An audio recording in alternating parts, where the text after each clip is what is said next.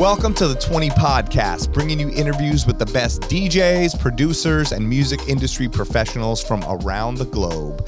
I am your host, DJ Spider. DJ Spider! Thank you for tuning in. What's happening, guys? You feeling good? Great, me too. Yo, it's almost the end of the year, guys, okay? Or it might even be the end of the year. I don't know when you're listening to this, but damn, we got a good episode for you guys. This podcast is available everywhere. If you didn't know, you can watch us on YouTube. Enjoy watching our faces while we talk to you. Or you can listen on Apple, Spotify, all that stuff. Either way, thank you guys, the Beatsourcers, for constantly tuning in, sticking with us, helping support. I mean, we've been doing this podcast for years now, and I love doing it, and I love connecting with you all out there. So thank you for letting us make this happen. And you know who else is making this happen? Beatsource. That's right. Beatsource streaming is a service that you can use if you want a DJ from the cloud streaming service. That's right. You can also utilize our locker system, where if there's no internet and you've taken the songs and put it in our locker, you'll have them offline. We've got edits. We've got things no other DJ record pools have. We've got curated playlists. It's absolutely incredible. Go on beatsource.com to learn more and to get a free trial. I use it at my gigs. I'm not just saying this. It's really dope, and it's the future. Check it out. Hit me if you got questions. I will answer them, or I will point you in the right direction. And thank you guys for tuning in. You're great. I love being on this podcasting journey with you. Yes, it's a journey we're doing together. And I love, seeing you guys at my gigs. You come out to my gigs, you say hello, you support me. I really appreciate it. Go listen to my stuff. Peep it out. DJSpider.com, DeeJaySpider.com, or on Instagram at DJ Spider, DJSpider. Keep in touch. Let me know what you think. Send some messages to me. All right, today on the show, we have got an incredible DJ and producer who I've been a fan of for a long time, and now I'm lucky enough to be friends with, okay? I'm friends with this guy after just listening to his mixtapes and all of his amazing creations over the years. He has made, honestly, some of the most classic and amazing mixtapes of all time. They're like audio documentaries. Like, they're like very unique and incredible. So check him out. He's hailed as a music guru, which I agree with, by Rolling Stone. That's right, the Rolling Stone magazine. And also, someone has called him the most creative mixtape producer of all time. You know who said that? Questlove. And it's well-deserved. He's a musical storyteller whose work connects cultures, eras, and styles. He's worked with The Roots and continues to. Roots Picnic, all that stuff. He does so much stuff with them. He's Black Thought's personal DJ. He's worked with Nas, Mary J. Blige, Common, Ms. Lauryn Hill, Q-Tip, Spike Lee, Dave Chappelle, you ever heard of him? And Pulitzer Prize winning playwright Lin-Manuel Miranda on the Billboard #1 album, the Hamilton Mixtape. That's right, he made a mixtape that became a #1 album. How crazy is that? And who else can say they did that? I don't think anybody. His live mixtape performance series has been featured at the Roots Picnic, Blue Note Jazz Festival, the Kennedy Center, Brooklyn Academy of Music, and Sony Hall, recording a one-of-a-kind mixtape live on stage with hip-hop luminaries including Black Thought, Mos Def, Rakim, Queen Latifa, Busta Rhymes, Rick Ross, and Remy Ma. I mean, he is making it happen, okay? Talk about coming up with insane ideas and executing them. He is the epitome of someone doing that. So dope. He's also been the music supervisor for the Brooklynite. He's been featured on The Tonight Show with Jimmy Fallon. He just produced the Salute to 50 Years of Hip Hop TV performance for the Grammys. If you look on his Instagram, you see clips from that, and you see Questlove saying that he was the glue and the cement to hold that together. I mean, can you get a better comment than that? What else? I mean, I could go on forever what this guy does. He's DJ'd milestone parties for all types of people: Lauryn Hill, Nas, Dave Chappelle, to name a few. His accomplishments are insane, and one of his biggest years yet was 2023, which is crazy because he's been doing this forever. So it feels like this is just the beginning, and so many things we talk about on this episode are how things go full circle, you know, and having faith in things and pushing forward and doing things for the right reasons and the love of it and the passion. And I think you're going to get so much out of this episode. I really did. So get ready for some amazing stories, and welcome to the show, J.PERIOD. It's the 20 podcast, and I am beyond excited to have today's guest in the studio live. We've been talking about this. He's in LA. His name is J.PERIOD. Make some noise. What's going on? We'll have some post-production sound there, so don't worry. There'll be a stadium of people cheering for you. You know, you'll feel very special. I need that before I start these days. You do. But just imagine it. Just imagine this people at the Chevron out the window are pumping gas into the air and, you know, cheering like crazy. Awesome. I'm ready. No, thank you for being here. Yes, J.PERIOD, one of my favorite DJs, people, everything, just a one-of-a-kind artistic mind that even before I met you, I would sing your praises to everyone and just be like, one day I will find out how this man's brain works because it's unreal, you know, just from careful what you wish for. Well, today I may, yes, regret this. I'm watching a movie I never wanted to see the ending of, but no, I you know, coming up just as a DJ and someone who loved hip hop and who's always been very, you know, interested in behind the scenes stuff, just listening to your mixtapes were so eye-opening, ear-opening, and just incredible. Like, I was like, this dude just sees the world like through a movie lens, you know, but with music, you know, and I wanted to be a music supervisor coming up. So it was just like, I always feel like I had that angle, like the way I was seeing things, but you were able to execute these things in a way where I would listen to your mixtapes and you would really create an audio movie to me. And this is way before all the advent of a lot of this technology. You know, this is when it was a lot harder to produce those things. So, you know, you've always been killing it, and your DJ skills and your taste and the people you've aligned yourself with. And then now in the year 2023, you're doing absolutely incredible things that have all come from that. So thank you for being here. Man, I'm glad to be here. And yeah, it has been a wild ride. I never would have thought or imagined. Right. But I'm happy, you know, to really, for this year especially, it's been like a lot of full circle moments that it made me feel like, okay, I'm supposed to do this. Yes. Isn't that crazy to say too, in this year, especially because a lot of people are, you know, like, yo, you're an OG or you've been around, you know, all that, you know, and you're like, we're just getting started, you know. Kinda. I mean, that's sort of how I feel, which, you know. It is. I mean, you're sitting here. I mean, you know, he gave me this incredible comic book 45 records, storytelling. I mean, it is unreal, you know, thing that you've come with. You came with the hot sauce. Yes, you know, course. This is all to produce the song Hot Sauce with Andre Day and Aloe Black. I mean, you guys, you're going to, you know, you'll see. I'll show you. Shout out Dan Lish, the amazing illustrator who did all the artwork, really for the whole Story to Tell series. But he's just a whiz. He really is. I mean, it's helps unreal. Me bring these ideas to life in a way that I could not do on my own. Yo, his style is so dope, and it goes hand in hand with your music, your style of the way you do stuff.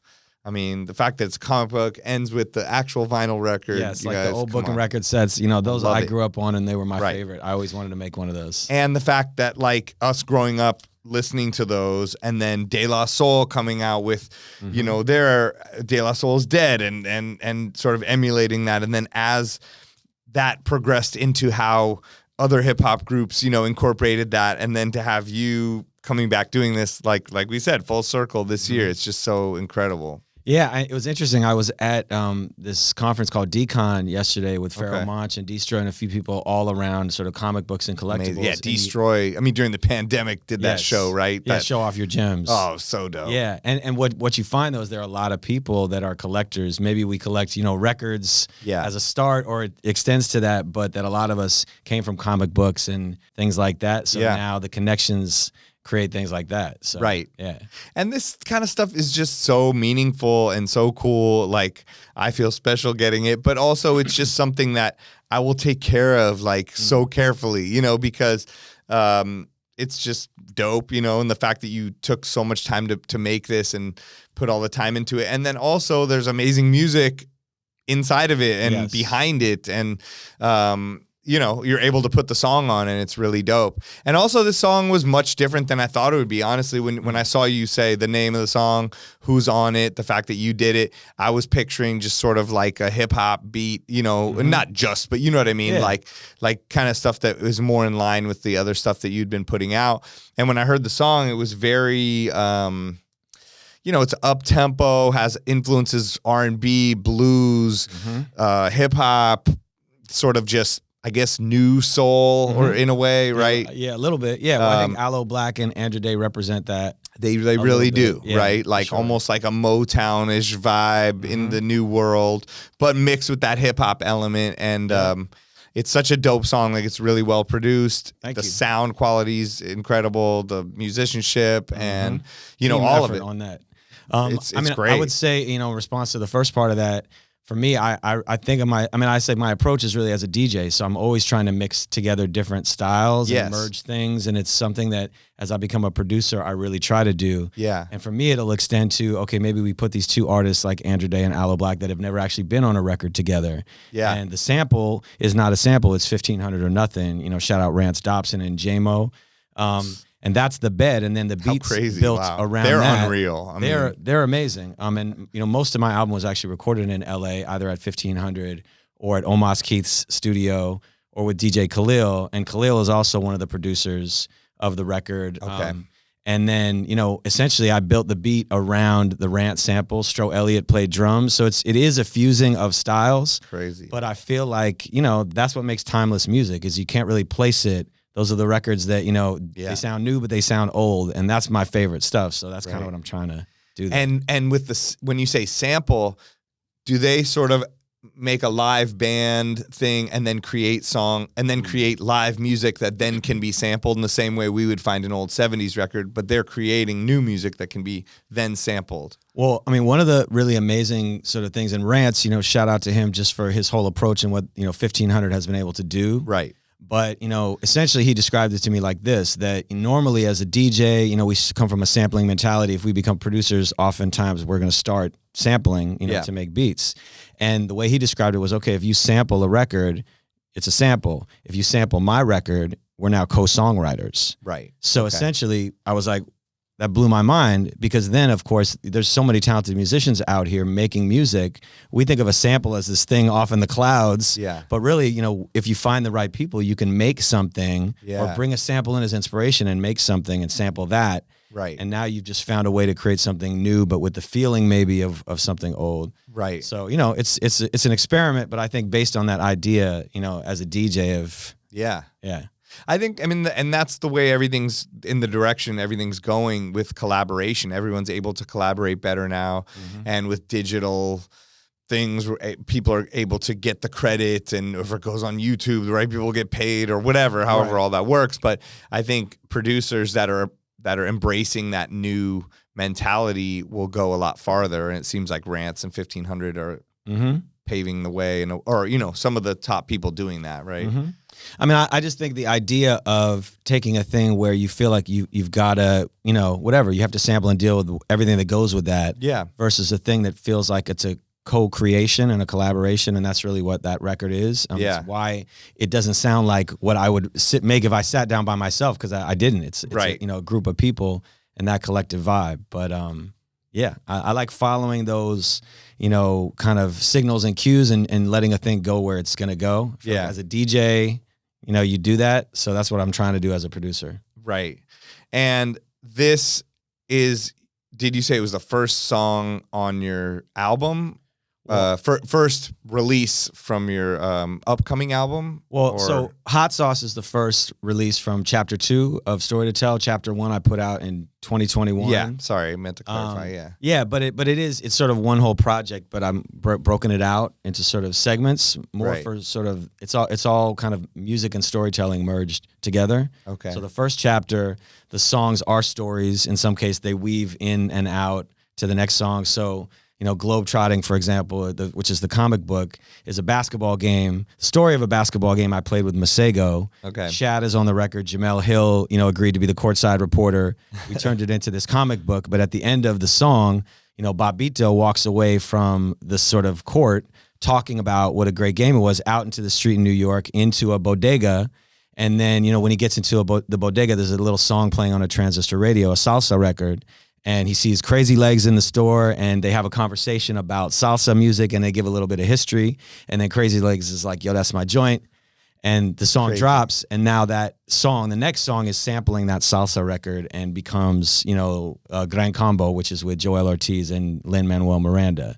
So come on, that's so how I dope. was trying to build that. Right. Yeah. And that's where I'm saying your brain works like you're creating this movie. You know, everything has a reason behind it, you know, and I think as DJs, we always have to think steps ahead, and that's what you're doing on such a different level. You know, it's really dope. I mean, for me, when I heard music, it always told a story. Yeah. So I think that it's less that I don't know. It's just like when some people hear music and they see colors. When I hear music, I see stories. Yeah. And some music in particular, hip hop, really lends itself to that. Like, you know, the storytelling in hip hop is sort of how the connections in my brain, you know, fused around music and storytelling. I grew up, storytelling was a big part and music was a big part, but it wasn't necessarily, you know, that they came together. Hip hop is really what brought, you know, that connection together. Yeah. And, you know, still to this day, that's what excites me about it. So. Right. Oh, that's incredible, man. Well, so some of the things that we were talking about, like full circle, you know, I was just going through your Instagram and, you know, just talking to you and knowing what you've been into, like just this year alone and the past 3 to 6 months, you know, even weeks ago, there was such a huge moment for hip hop. You know, this whole year has been a huge moment for hip hop and the 50th anniversary. And there's been so many cool celebrations around it. But they had a Grammy, the 50th anniversary of hip hop Grammy celebration on Grammy Salute to 50 years. The of Grammys, hip-hop. Grammy Salute. Yeah, thank you. Yeah, all good.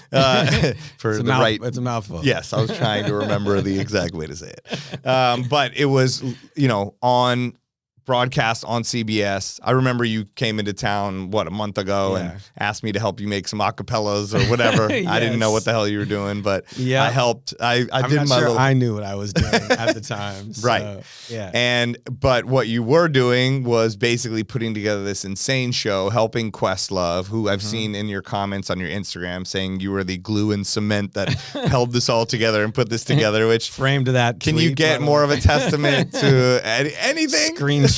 Yeah, please. I mean, like etch that, you know, into a piece of stone forever, you know. Yes. But I mean, that's such a testament to what you're able to do, what people trust you to do, what you are doing, you know, and it's really cool. And so what did you do?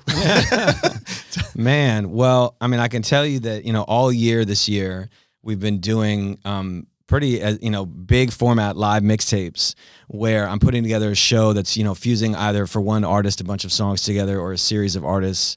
We did, you know, Black Thought, Busta Rhymes at the Roots Picnic with Eve, you know, amazing. And that was the live mixtape that you do. Yeah, so, that was the live mixtape I do with Black Thought. So right. And that's something you've been doing for years at this point. Yeah, and we've been doing that for years. And again, you know, that's part of what, like the training for what I ended up doing for the Grammys was doing these shows with Black Thought, which requires you to be on your toes at all times and be, you know, very flexible to changes in the moment and figure out a way to sort of do that where it can work. And I think that was sort of part one of the, you know, birth of this. Yes. And then, you know, over this year, I've also gotten to do that with, at Lincoln Center, we did Big Daddy Kane and Rakim live mixtape, which was amazing. It's incredible. I mean, some amazing clips. I'm rocking, you know, the jacket from that. We you know, we did that a year in advance. So we planned it a year in advance. So we had time to actually make these jackets. Those jackets are unreal. Yeah. I mean, anyone that's just listening, go on YouTube and watch this because some dope imagery. Yeah. But basically, point being that we had done a number of these this year. Right. And I saw Questlove, you know, at one of these events, and he had done the Grammys Salute at the Grammys show in February. And it was a 15-minute amazing medley of all these things. Yeah. And, you know, everyone out in the world complains, well, why isn't this person and that person? Of course, you're doing a 15-minute thing. You're including hundreds, thousands of artists. I mean, new, old. Yeah, then like, why is Gunna or something? It's like, yo, we're there. Well, the mechanics of that also are insane now that I've seen behind the scenes and how it actually comes together.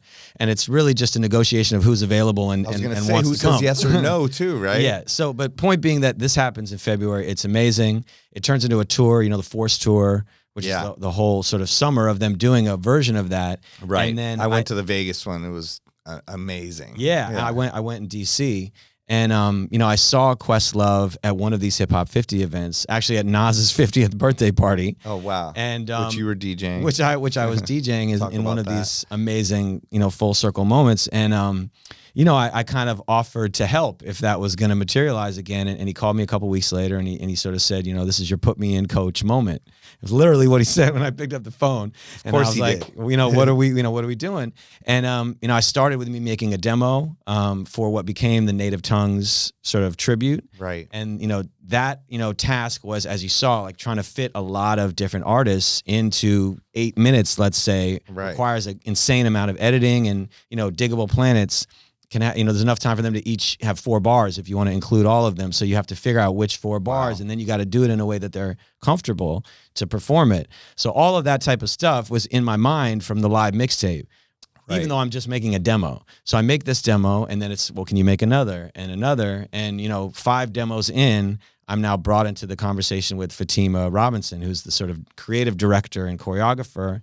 And I find out that some of these demos have, you know, been now imagined as what they might be on stage. Crazy. And so, you know, every day the lineups change based on who's available and so forth. And I'm adapting this. And then a couple weeks before this is supposed to tape, I get a call, and it's, you know, basically Sean G, you know, from Live Nation and from The Roots, you know, saying, you know, can you make the actual show tracks? You know, you've been making demos. Can you make the real thing? And I said, yes, absolutely. And it's because I'd been doing these live mixtapes that I felt comfortable and confident to say yes. And that turns into me flying out here for this taping. And I realized when I get here, the scale of this thing.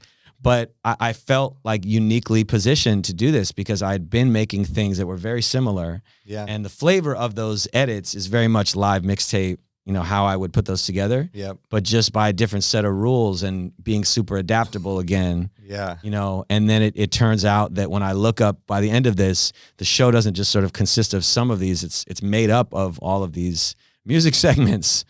And, you know, other than, you know, Questlove did the Public Enemy segment himself in the last minute, and Will and Jeff, obviously Jeff, you know, is going to do Jeff. Yeah. But you know, I really had, you know, and Jermaine Dupri, he curated the Dirty South segment. Okay. And then asked me to help with that. But again, I had no idea what this was going to be, and I was just thrown into the mix. And, you know, I felt comfortable and confident because of all of these things I've been through. So in that way, it was a super full circle moment. You know, like I've been describing it as like the movie where you see all these little things laid out, but you don't know quite what they are. And then there's this climactic moment where it's like, bop, bop, bop, bop, bop. And you see how they led to this thing. And I felt like that in that moment of like all these things in my DJ life and, you know, negotiating with people life and all those things just came to play, and it was awesome. So I was in there like happy. Yeah. So, yeah. But that's really what it felt like. That is so dope to hear. And you are uniquely positioned to do that. And it really just shows, you know, sticking to things that you love, working on things you love, working on things you're passionate about.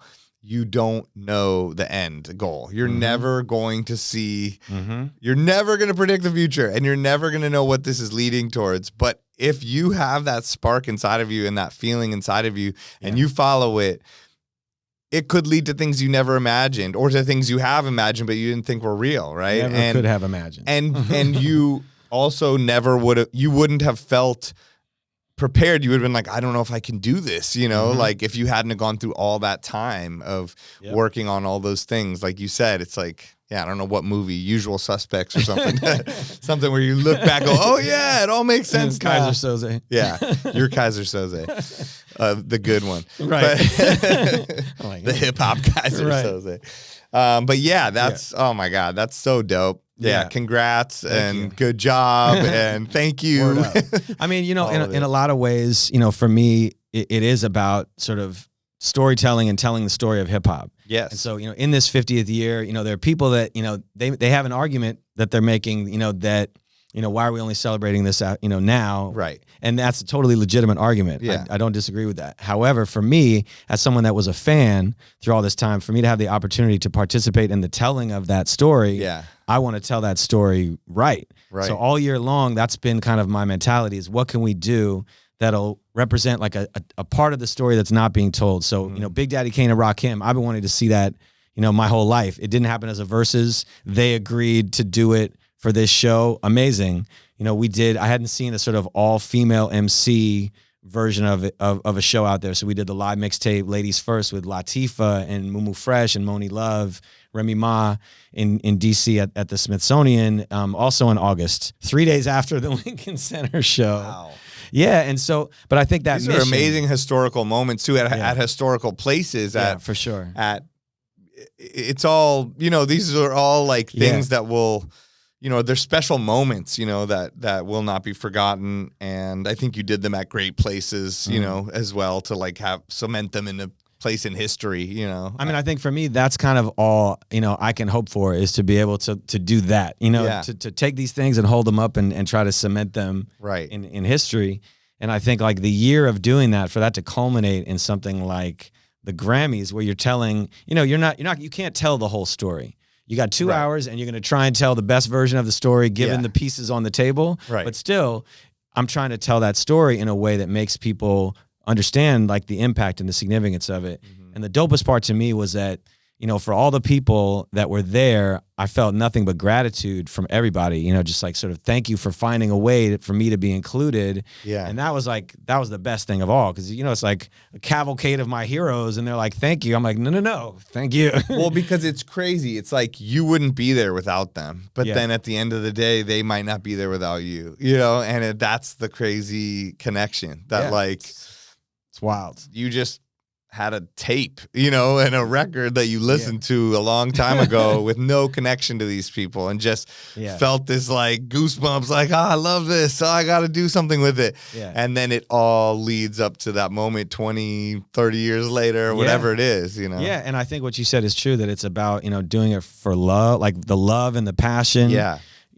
It's funny because the next part of my album, Story to Tell Chapter 2, is really all about that. It's like about what, something that you pour all of your energy, whether it's relationship or just a passion or a thing, and what it means to do that. Yeah. Because it requires a lot of faith. Like you have to take leaps beyond what you can see all the time. And those leaps, unless you love what you're doing, they always are a little too scary.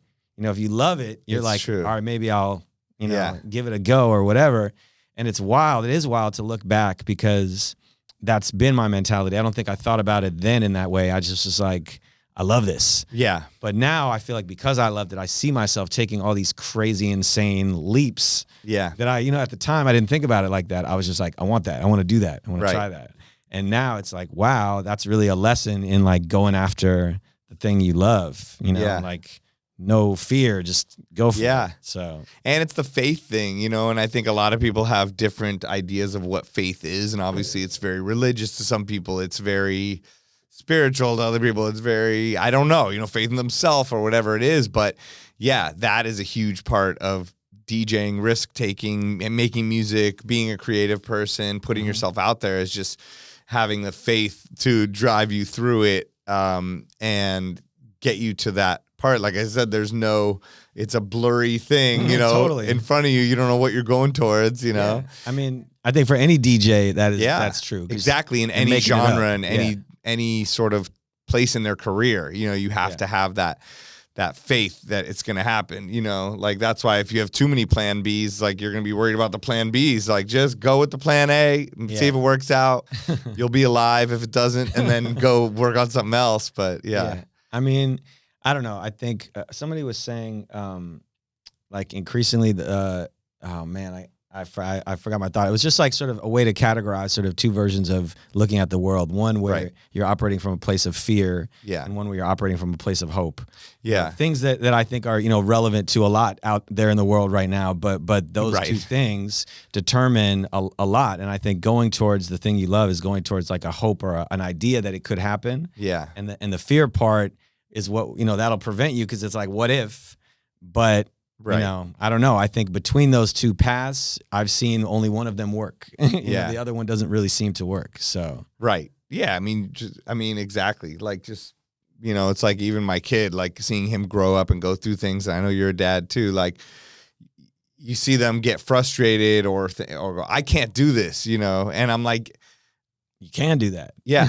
You can't do it yet. You know, I can't do it. Like, but anyone, you can do this, like this is.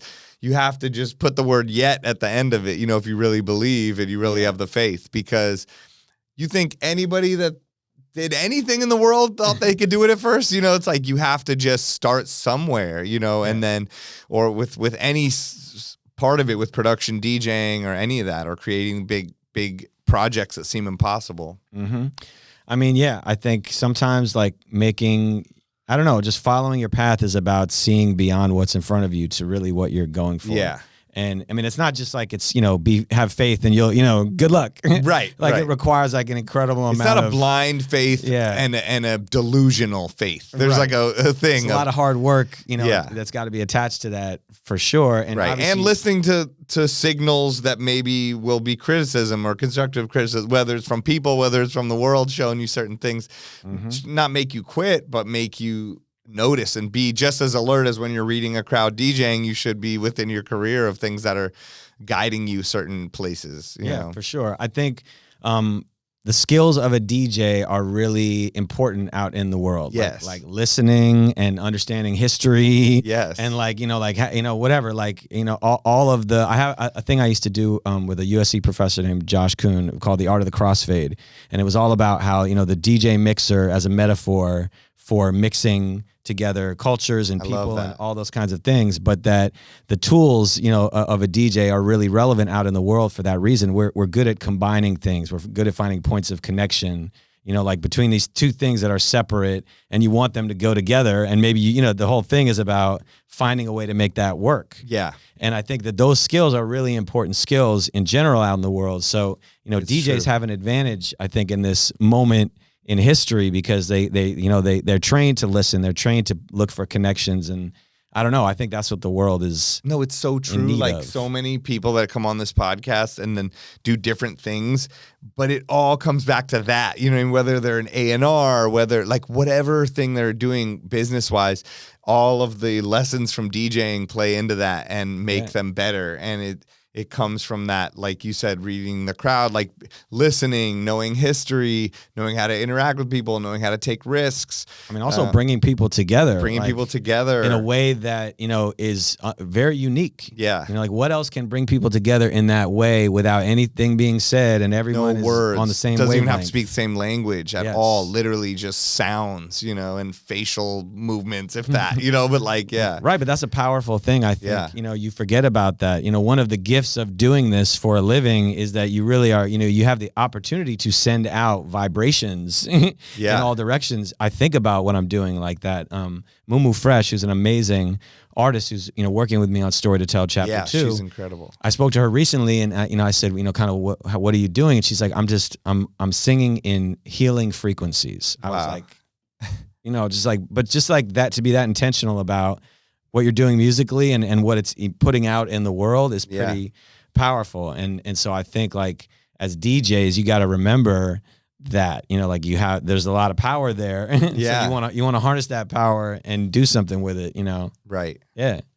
And I think also remember that even if you feel like people aren't listening, they are, the right people will hear you and are listening, if you're putting out the right energy, vibration, sounds, it will reach the right people eventually, you know, as long as you have patience and faith. I mean, patience is another super important part of this, because I will say this, people, you know, and I laugh at this now because people come up to me and they call me OG. Right. And I realize like 50 years from now, like they're going to group me with A Tribe Called Quest. They don't realize that I'm some kid that grew up idolizing them and then eventually got to work with them in that way.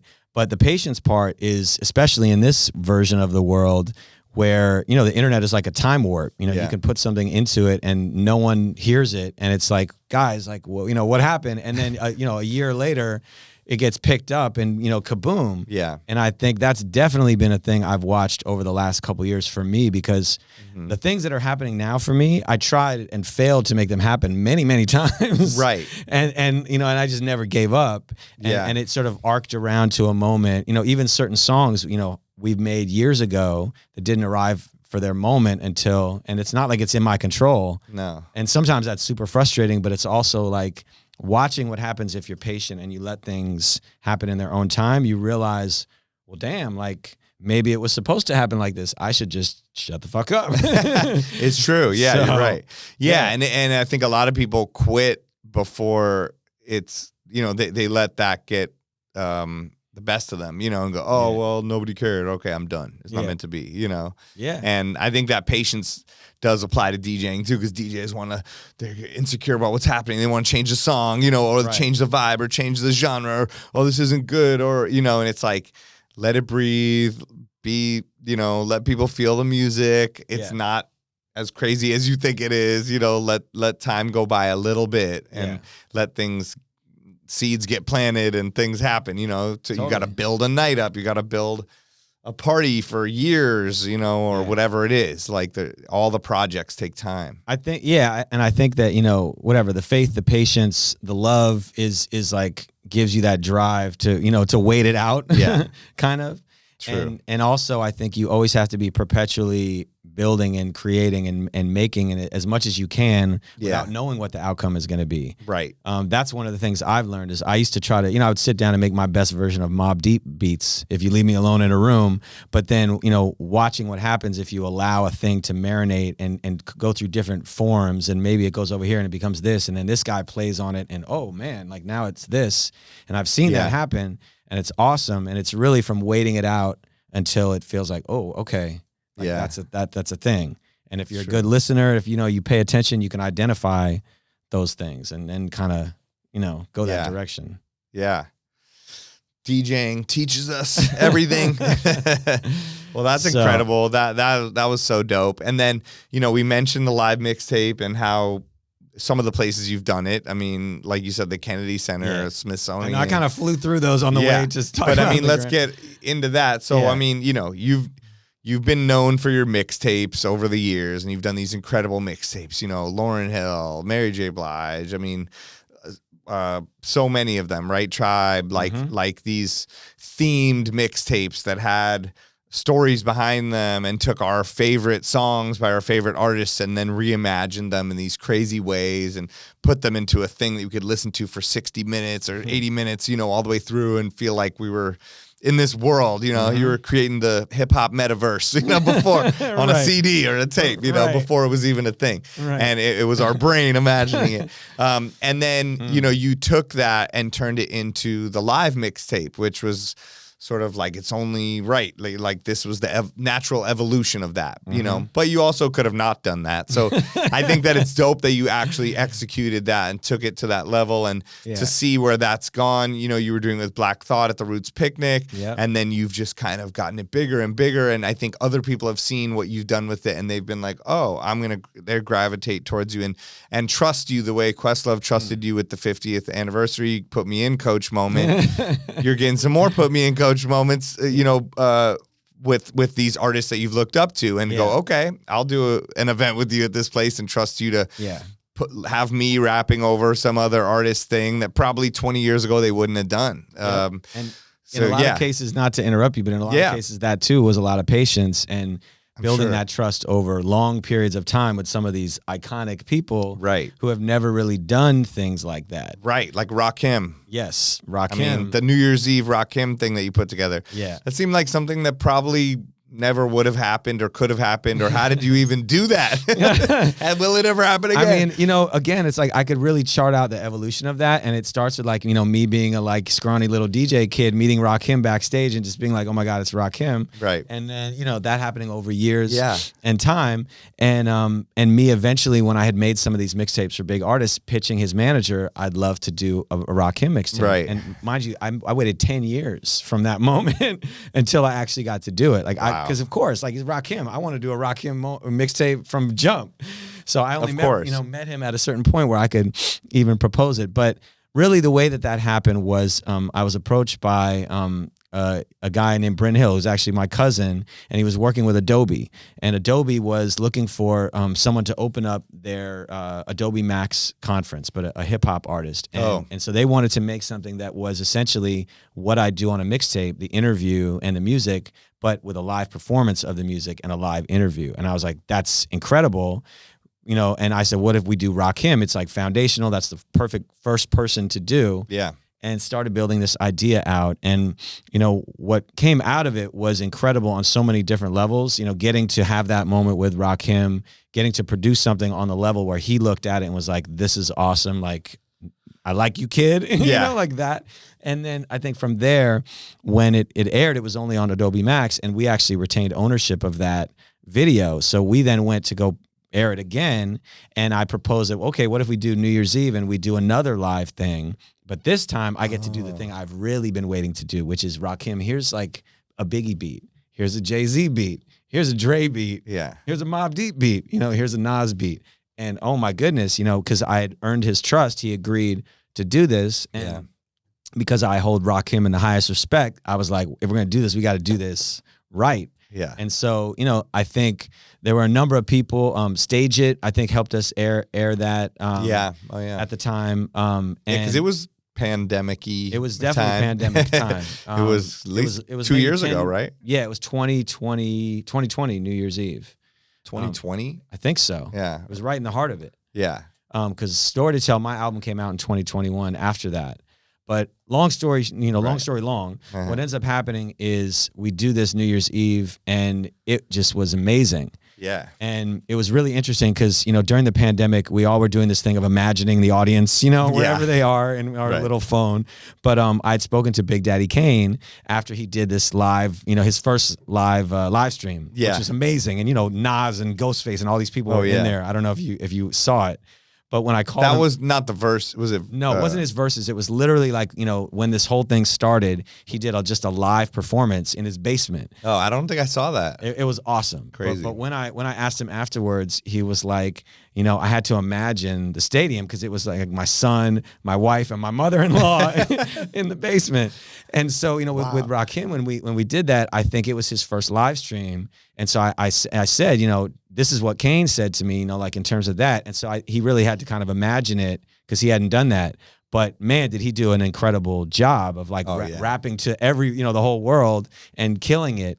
And I honestly don't even know what happened. You know, like if you asked me after that was done, like what happened, I would have no idea. Like blackout status. Completely, totally.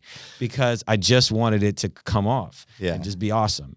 And, you know, the result of that, even when it happened, it was awesome to us, but like not that many people saw it live on New Year's Eve.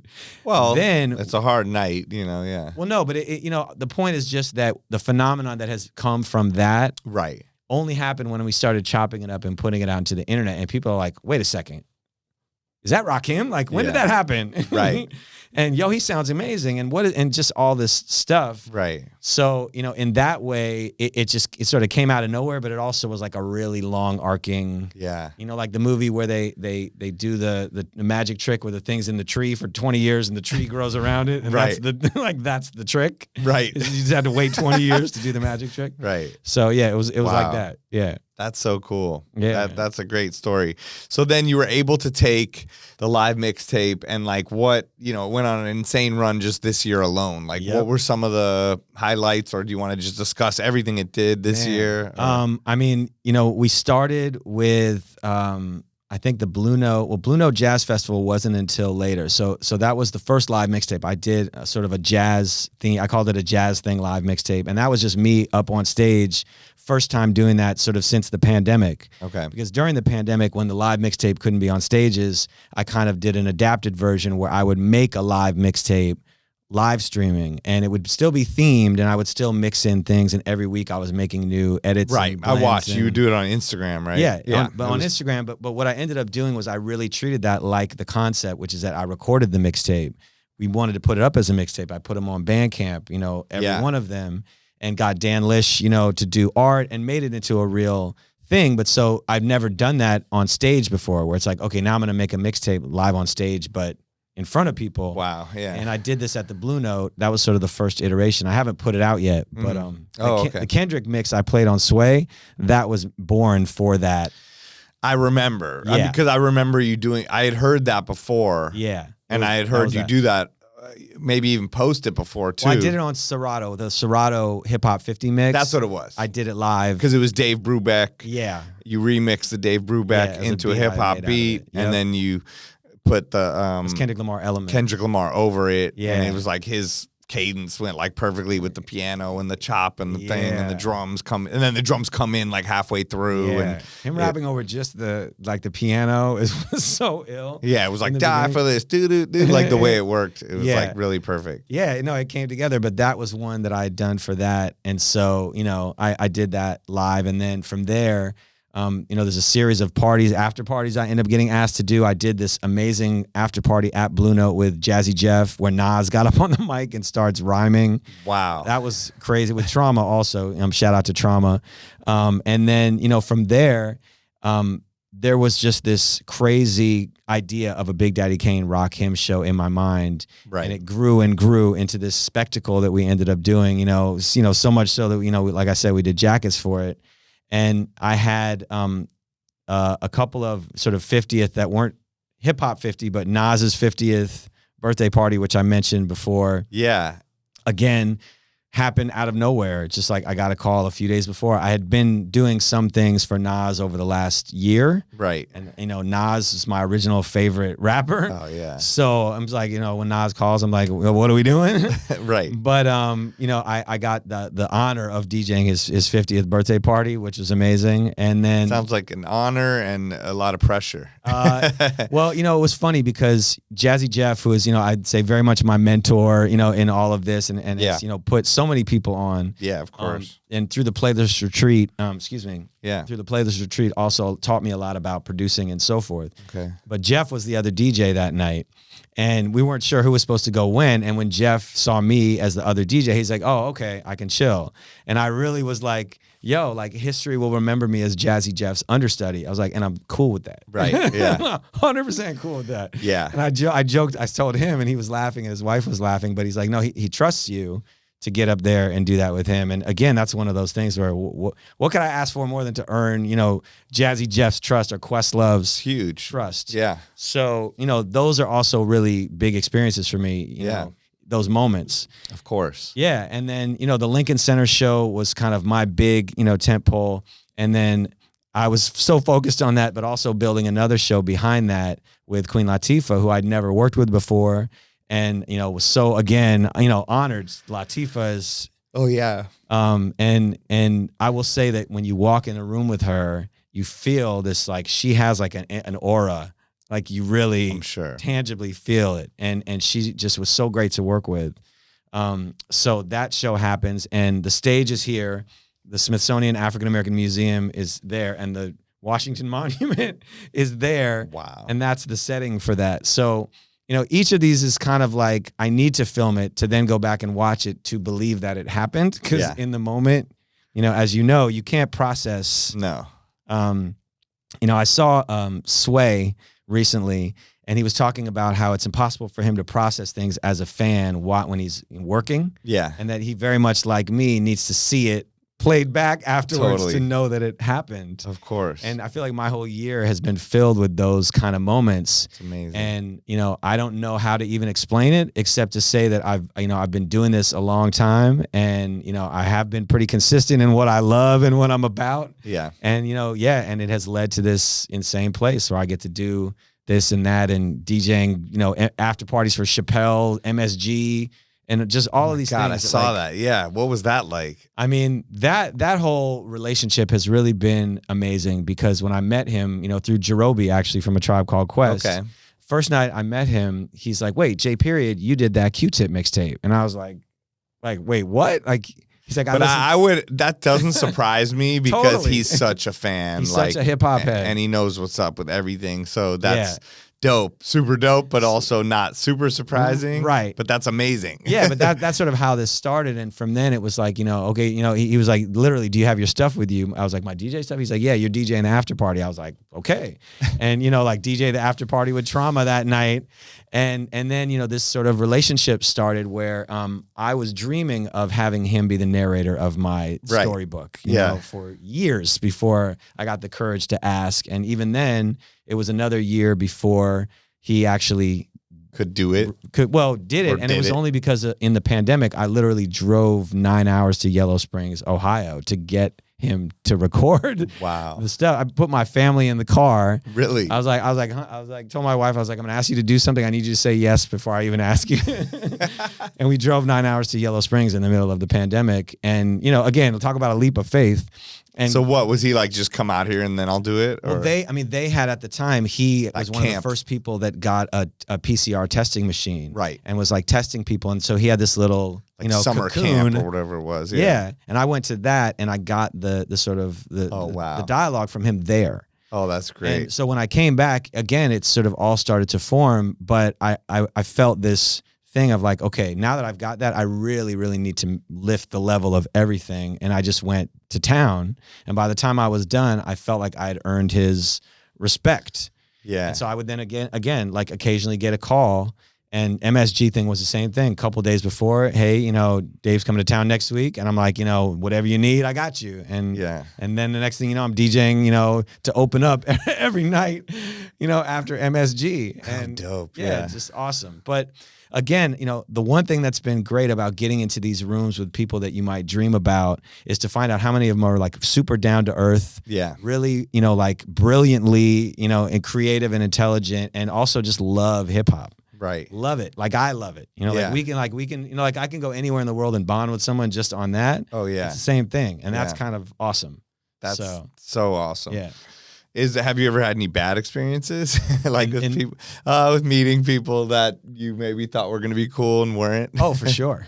But really? We don't tell those stories. But there are a few of my heroes I've met that I've been disappointed, you know, with, let's say, their character. Okay. But, you know, I try to give people a really wide berth, you know, like what you love somebody for and what their life is like is not necessarily the same thing. And I've seen that with a lot of people at this point in time, and also the ways in which what it looks like from the outside and what it looks like from the inside are very, very different. So, you know, I've had a couple of experiences like that, but, you know, for the most part, my experiences have been really positive meeting folks. Yeah, that's good. And what about like from some of those, any like standout stories from those, like Nas's 50th birthday or the Chappelle shows, or things that you could tell that were like other experiences there that were crazy that stand out? Or I mean, there's so many of them. I mean, you know, I can tell you that, you know, I got a text from Nas after the party that was like essentially like you're the best DJ is like how he put it. And I was like, I don't care if he only feels that way right then. Like, you know, I'm framing that for all time. Yeah. And, you know, that one for sure. I mean, there've been crazy stories, I think, in the execution of some of these things for sure. But I think, you know, for the most part this year, I just have been like, hold on, you know, for the ride, because you don't know where it's going to go. Right.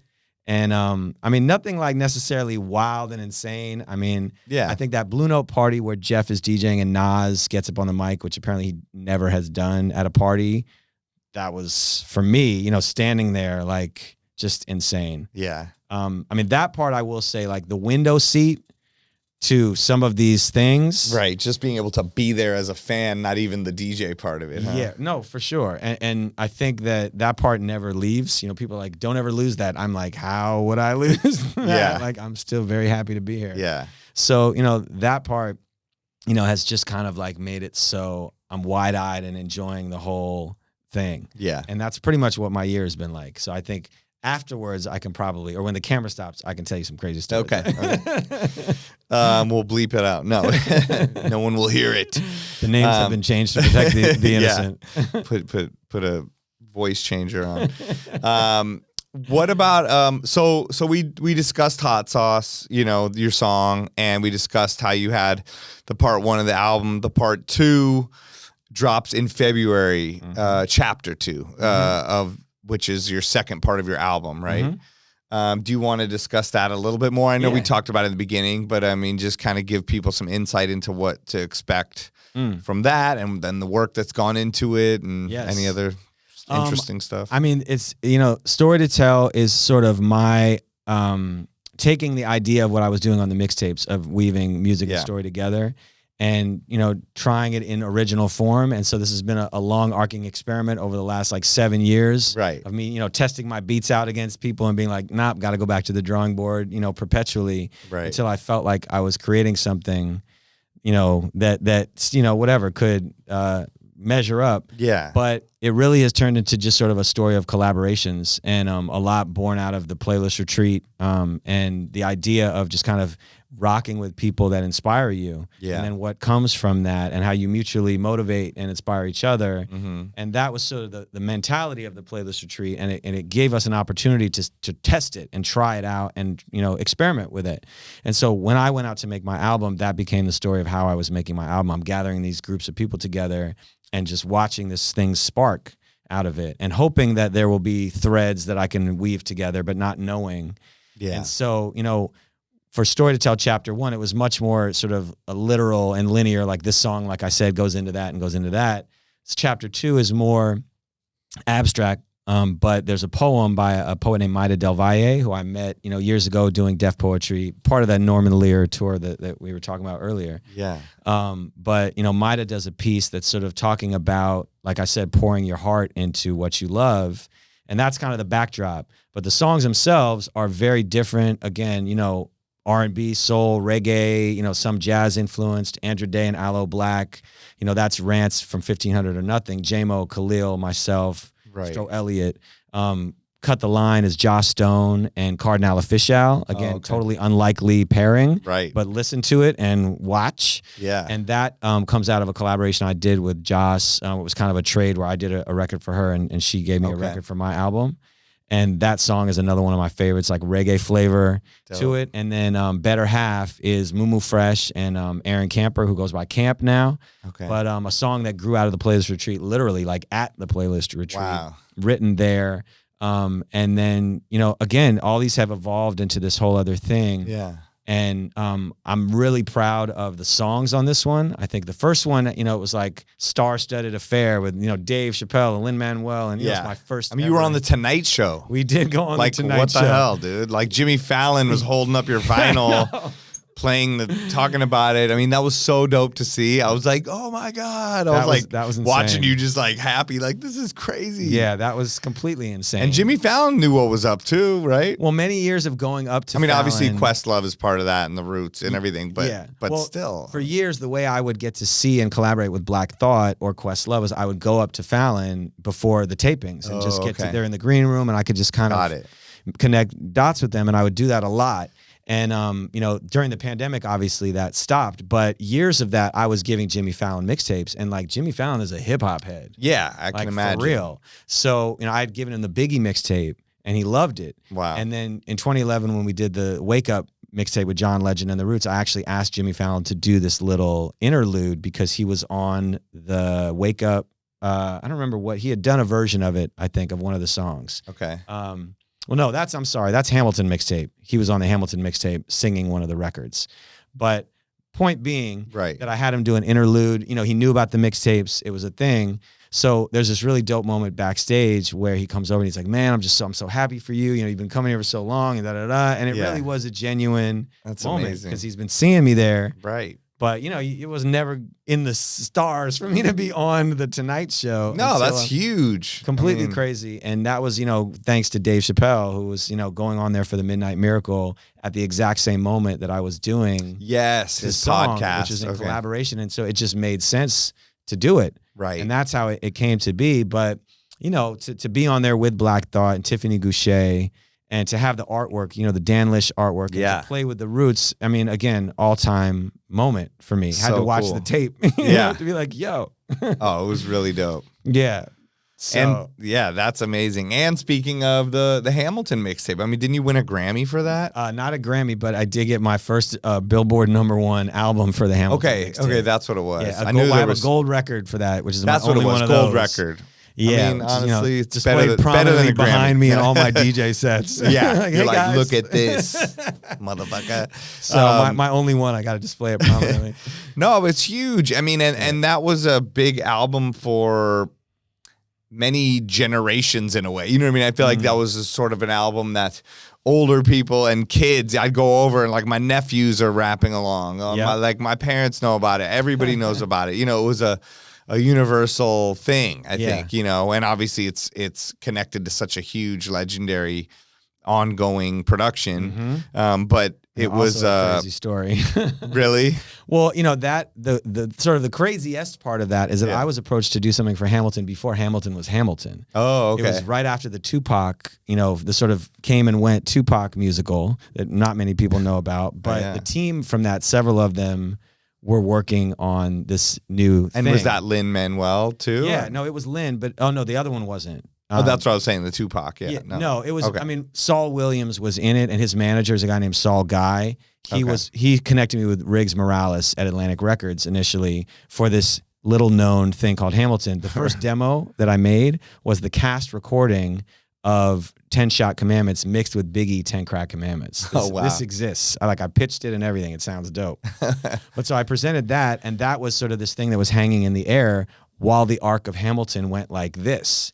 And by the end of that, I was like, well, I guess I'm not doing a mixtape. And then Questlove, again, God bless him, calls me into Electric Lady Studios.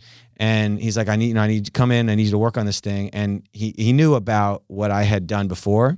But I didn't know about what he had in mind. And he calls up Lin-Manuel on FaceTime and hands me the phone. And he's like, here, you guys go figure it out.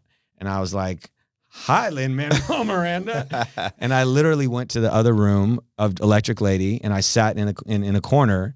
And I talked to him for a minute. He was like, how much do you know about, the thing? At this point, I'd been listening to the cast album, Hamilton was Hamilton, and I loved it. And I was like, he's like, well, I think we should do it like this. The label thinks we should do it like this. And I was like, well, I have a kind of a different idea. Can I have a minute to sort of, write it down for you? And I started writing it, and I was like, there's no way I'm going to be able to convince these people from writing it. I got to make it. Right, so I literally sat in the corner of Electric Lady for the next 8 hours, and I made a demo of the whole thing with like the rough mixes.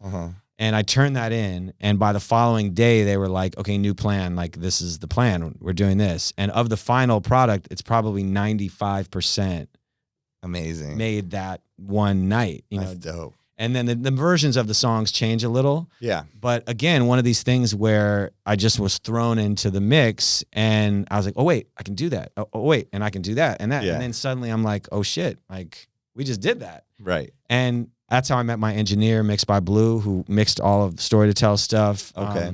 And it really just sort of introduced me to another side of this. Yeah. How it happens when it, in the room where it happens, Right. so to speak. Wow. Yeah. So that was sort of an incredible beginning to this next phase where I was like, wait, we can like put an album out as a mixtape? Like, is that really a thing? And I think that's what started this in my mind, Wow, that's so cool. Yeah. And you mentioned it earlier, the Norman Lear thing, R.I.P. He just passed away. Yes. I mean, such a legendary person, amazing life. Just really, seems like, he has so many incredible things about him. But I think something that just from the outside I would notice is the listening. He seemed to be able to listen to everyone and everything and never be closed off by like age or something, right? Like even all the way up till his final days, like he seemed to be able to be in touch with the time and what was happening and be able to hear things. And even watching some videos you posted of him, like he's clapping perfectly on beat. That's not that common for that like was when he was like 89. That's what I'm saying. That's not that common for like an old white man, you know what I mean, or whatever. Like I don't know, you know how you say Norman it. Like Lear is no ordinary man. Exactly. So, but you know what I mean. Like just that alone, he was clapping on beat to like someone like and he rapping. was feeling it. I know, and I'm like, it. that just shows like the people that listen and take things in from the world, like For sure. will be able to internalize that in a different way, and then export things out of themselves, you know, in a different way too, right? Yeah.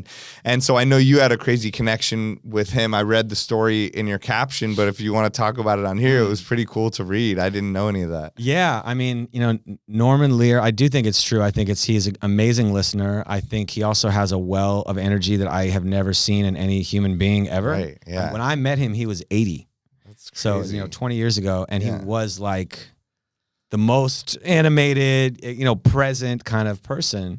And so it is true, you know, what you're saying. But honestly, the way that it started is I was early on in my DJ career, you know, trying a lot of things out. Yeah. And I got a call saying, you know, they're looking for this, someone to be basically the DJ for a tour, but the tour is taking the Declaration of Independence around the country. And I was like, meh, I don't know about that. And they're like, no, they got deaf poets and it's the whole thing. That's dope. And so they want you to make a, you know, can you make a demo? And the demo that I made was, it was like a flip of Jefferson Airplane White Rabbit and the Martin Luther King I Have a Dream speech. Like I just like chopped them together in this really ill way. Okay. And I sent that in, and then they called me in for this meeting, and it was just like I told in this sort of Instagram caption that he listened to, you know, maybe 30 seconds of it. And because he was such a good listener, he was, you know, that's all he needed to hear. He stopped the tape and he's like, okay, you know, and that's like, it was like he identified something. Right. He's like, you made this, you're hired. No, but it literally was like that. But that sort of to me demonstrates like that he's a person that sees through everything to like what the heart of it is. Yeah. And he saw that. And he gave me an opportunity before I really was, you know, I'd never done that before. Yeah. And was thrown into it and had to figure it out. But it became this incredible year for me where we went to 50 cities around the country. We registered 2 million voters. Like Andre 3000 became one of the spokespeople for this campaign. Oh my God. It's called Declare Yourself. And then beyond that, it gave me a reason. I was coming to LA for a week out of every month for the whole year. Yeah. And during that time, as it happens, when I'm in New York, I meet Rohan Marley in a club and give him some mixtapes. And then he's moving to LA, and a couple weeks later, he calls me up like, J.PERIOD, I need some more mixtapes. And I start coming to LA and going to see him. And this is sort of how the Lauryn Hill mixtape is born. Oh. Is, you know, I said to him, I'd really love to do this mixtape. And he's like, you know, that's got nothing to do with me, but, you know, you can reach out to her and propose it to her. But it was because I was coming out to LA that it was all set up. And that was by way of Norman Lear. So I said he made the Lauryn Hill mixtape possible because that's true. He did. Oh, how dope. Yeah. And, you know, and the Lauryn Hill mixtape, you know, just to continue that story, I start, you know, sending her emails. And at first she's like, no, thank you. And again, I'm compelled, and I write her and I say, listen, I totally respect that, but like, I have to make this. Like, I need to hear these things together. I want to. And so I just kept going. And eventually it came back around so that when I reconnected with her towards the end of this process, you know, there's this aligning of the stars night where I'm going to see the deaf poets from the tour. Mm-hmm. She's her first appearance back out in public, and I'm there, and that's where I get the drop from her that is sort of the spark for the whole thing. Wow. So, you know, it's like, Dope. whatever, like just again, another cascade of things where like you're following something and you don't know where it's going, and then, whoa, you know, look where it led. Yeah. So. And I mean, every single story is you being there. You know what I mean? Showing up, going to the place, being there in person, not being afraid to put yourself out there, not being afraid to put your ideas out there, standing by them and pushing forward no matter what happens. And I think that some people will just sit in a corner and be too scared to do that, you know, and you have to do that. And also be around in person, around people, you know, no matter how hard that is, you know, and some people make excuses. Oh, I can't do that. It's like, well, then what are you going to do? I think the other thing is like, you know, when I was a kid, I was not comfortable getting up in front of people. Like I would like getting, I couldn't do like a book report without like, so there's been a real arc, an evolution in terms of that. So, and I say that to say that, like, there are people out there that might hear these stories and now, they sound insane. It's like, listen, I'm, whatever. Yeah. But it was, first of all, it wasn't always like this. And second of all, I didn't always have the confidence to believe that it was possible. It seemed completely impossible. Yeah. And, you had to kind of go beyond that. So, going from not being able to get up in front of people to that, it's, it's a mind trick, but it's based in, I really want to do this. Like I got to figure out how to do this because I really want to do this. Yeah. Because you're never really on the mic, are you? Sometimes. I think, improved in my mic skills when I need to. Right. But I prefer to let the music speak. The mixtapes are all about letting the artists speak for themselves. That's why I'm interviewing them. You don't hear my voice interviewing them. It's their voice because it's their story. And, the other ill part of that is approaching it like that has made real relationships with those artists. Yeah. So making the Lauryn Hill mixtape created a real relationship, with Miss Lauryn Hill that continues to this day. I DJ'd her 40th birthday party. Wow. And again, that's about, I think, holding these people up in the highest light, and they see themselves reflected in that. And it's super easy to tear these people down. It's super easy. Yeah. But what's the thing that you really loved that drove you to it? And, if you're going towards that, the illest thing that I've watched happen is the artists themselves see it reflected. And now they understand me. Because like, who would approach their story in that way? Clearly I respect them. Clearly, all those things. So that's been another, big thing in my sort of story. Right. Yeah. Crazy. And what about, you mentioned the Grandmaster Flash thing. Yeah. What's that? For me as a DJ, probably the greatest honor I've gotten this year was I was asked to go interview Grandmaster Flash at the Kennedy Center, and part of this master class where he's doing the quick mix theory. Okay. But what was amazing to me about it is that when I'm doing my research, I started piecing together the story. We've heard the story about Herc as the founder, of hip hop, and he's the first. And at the Kennedy Center a couple weeks ago, I actually, as you saw the photo, I got to see him. Yeah, and I got to go up to him, and it was awesome because I've met him before, but I never know he's gonna remember me. And I said J.PERIOD, and he's like, oh, J.PERIOD. And as soon as he realized I was a DJ, he's like, I got a record for you. And I was like, that's amazing. Like, cause he's an older guy now. Yeah. That's his first instinct is he's a record guy. Yeah. And so in those early days, he was finding the records. He was the one that was like, play this, play that. He was. Yes.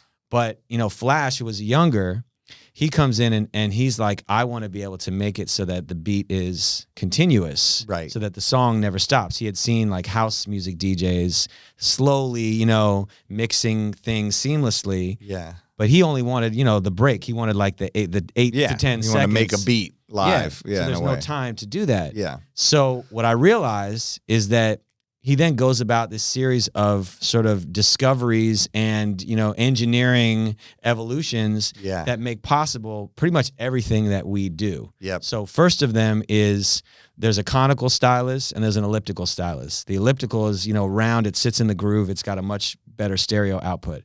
The conical stylus is like a nail pin. Yeah. So when you're winding the record back, because he realized there wasn't enough time to even needle drop. If you only want 8 seconds, you're going to have to wind it back. Yeah. So in order for that to work, the needle needs to stay in the record. But then how are you going to do that on the turntable? It depends on, the friction. So this is the other story that most people don't know this. Flash, he's testing out different turntables for their torque, which he doesn't know the term, he calls it the talk factor. So like from the time he pushes the button until the talking starts, that is his measure of whether or not he'll be able to release the record in real time. Okay? Oh, wow. Yeah. So he then tries out different turntables. He sees a Techniques turntable. He says he sees like the pimples on the side in the store window, and he goes in and he tries it out. And the people in the store, they don't understand what he's asking, but he's like, he wants to know that. And he realizes he's found the one, so he takes it home. Okay. Wow. But then, the thick rubber mat that it comes with, he's like, well, this isn't going to work. I need a way to like wind it back. So his mother is a seamstress. He goes to the fabric store and he's trying for fabrics. He sees felt. He's like, takes the felt home, cuts it in the shape of a record, starches it, irons it, invents slip mats. He calls it, swear to God, he calls it a wafer because it reminded him of like the communion wafer. Right. Okay, then he's like, the friction's still not quite right. You know, I need something else. And his mother would bake cookies on wax paper. So he cuts out the wax paper, puts it underneath the slip mat. I'm like, this is still what I use today, essentially. Yeah. What all of us use, right. who are, you know, so he invents slip mats in the course of this. Then he's like, well, I need a way to mark the record. So he puts crayon in the groove. People are like, what are you doing? You can't do that. Right. He puts a mark from the center. You know, any of us that might use a sticker to mark in Serato, he draws the line. So he now has like a point so he can see it. He knows where it is, okay? Yeah. So he solved the problem of the needle. He solved the problem of the location and the winding it back. And now he's like, well, I got to do this so fast that how am I going to do that? I got to do it by sight. So he figures out that if he lets go of the brake and 4 bars run, that if he winds it back, he's got to wind it 6 times. So every 4 bars is 6 revolutions back, okay? Okay. Do you follow what I'm saying? 100%. So then he's like, well, okay, drop that. And then it's like, you know, as this break is playing for those 10 seconds, he's like 1, 2, 3, 4, 5, 6, ready? Okay. And then drops that one. Crazy. But what happens in the course of those series of evolutions is that he makes it possible for the groove and the beat to stay going. You just invented hip hop. Like everything that we do is based on that. So rapping becomes possible. Okay.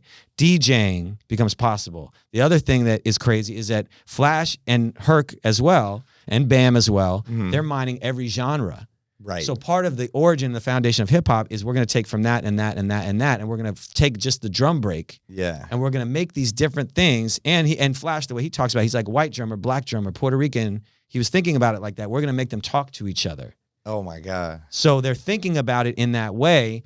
And suddenly by doing that, it makes this possible. You know what I'm saying? Yeah. So I was like, Flash is Albert Einstein. Like he invents all of these different things to figure out the math, the engineering, the physics, etc., to make it possible just to run records.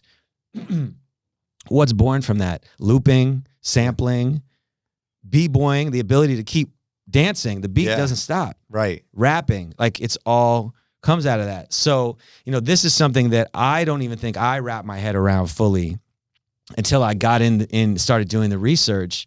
And so that conversation was so incredible that now Flash called me a week later and he's like, listen, I want you to come and we should do this again. So I'm trying to figure out like, where can we tell this story and show people? Yeah. Because I think that like in this year especially, you know, we're celebrating this moment August 11th, and you know, all respect to Kool Herc as, you know, the originator and founder of hip hop. But from a DJ sense, you know, imagine Herc is more of a selector. He found the records. He played the records. Right. Flash is, you know, the technical like creator. He's like a step up from Jazzy Jeff. He's like the father of, you know, we're going to do all this and we're going to make you move and we're going to move your spirit, you know, like all those things together. So I think that for me as a DJ, like I can't top that moment this year, you know, because it's like a full continuum from the beginning of this, from like him as a little kid, seeing his dad, you know, go into the closet, take the black disc out. This is how he would describe it. Put it on the box, see the light turn on, lift the arm, you know, and all these things. His dad leaves, he goes into the thing. He wants to do it. You know, he's fascinated by it. Right. So from that all the way through to like, I use slip mats. I do this. I do all the same things. Yeah.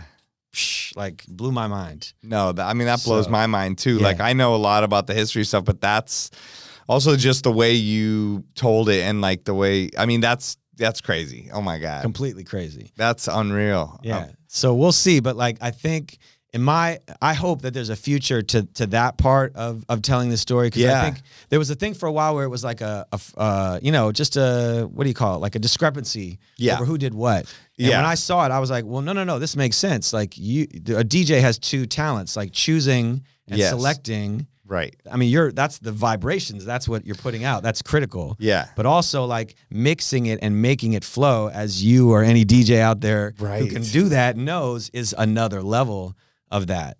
So, you know, that part I was like, okay, now my full circle of full circles is now complete. That's amazing. So, yeah. So you're going to try to do that talk other places if you can? I mean, maybe. I don't know. We'll see. I just offered, you know, if you know, they want. That's like an important piece of history and music history, and just a lot of things go into that, you know, that I think is amazing to be shared, and a conversation for people to witness firsthand and stuff. Totally. Well, also the part that for me resonated was the part about in the fabric of hip hop is the merging together of different cultures, of different ideas, of different things that like that. Different genres, different races, different ideals, different viewpoints or whatever. Yeah. Yeah. But I think that to me, like, especially to discover that this year, I'm like, okay. Wow. Yeah. So cool. Yeah. So that was a big moment. Oh my God. I love that. Yeah. That's so dope. Yeah. And it was also awesome because I got to see Herc a couple days later. And so, you know, I wanted to have both. Yeah. You know, it's not like there's two versions, but it's like Herc had his experience. Yeah. And Flash had his experience. And I want to understand the whole joint. Crazy.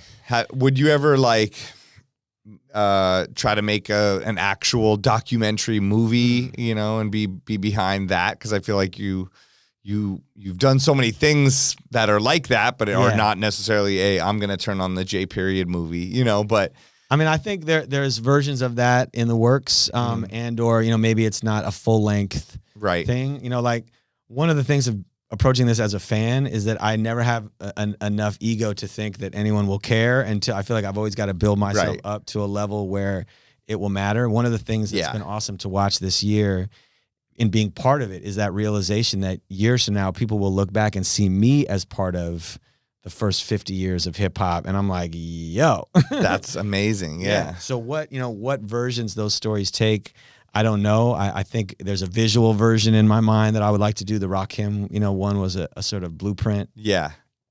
Excuse me, of that. But I think just pushing the boundaries on storytelling.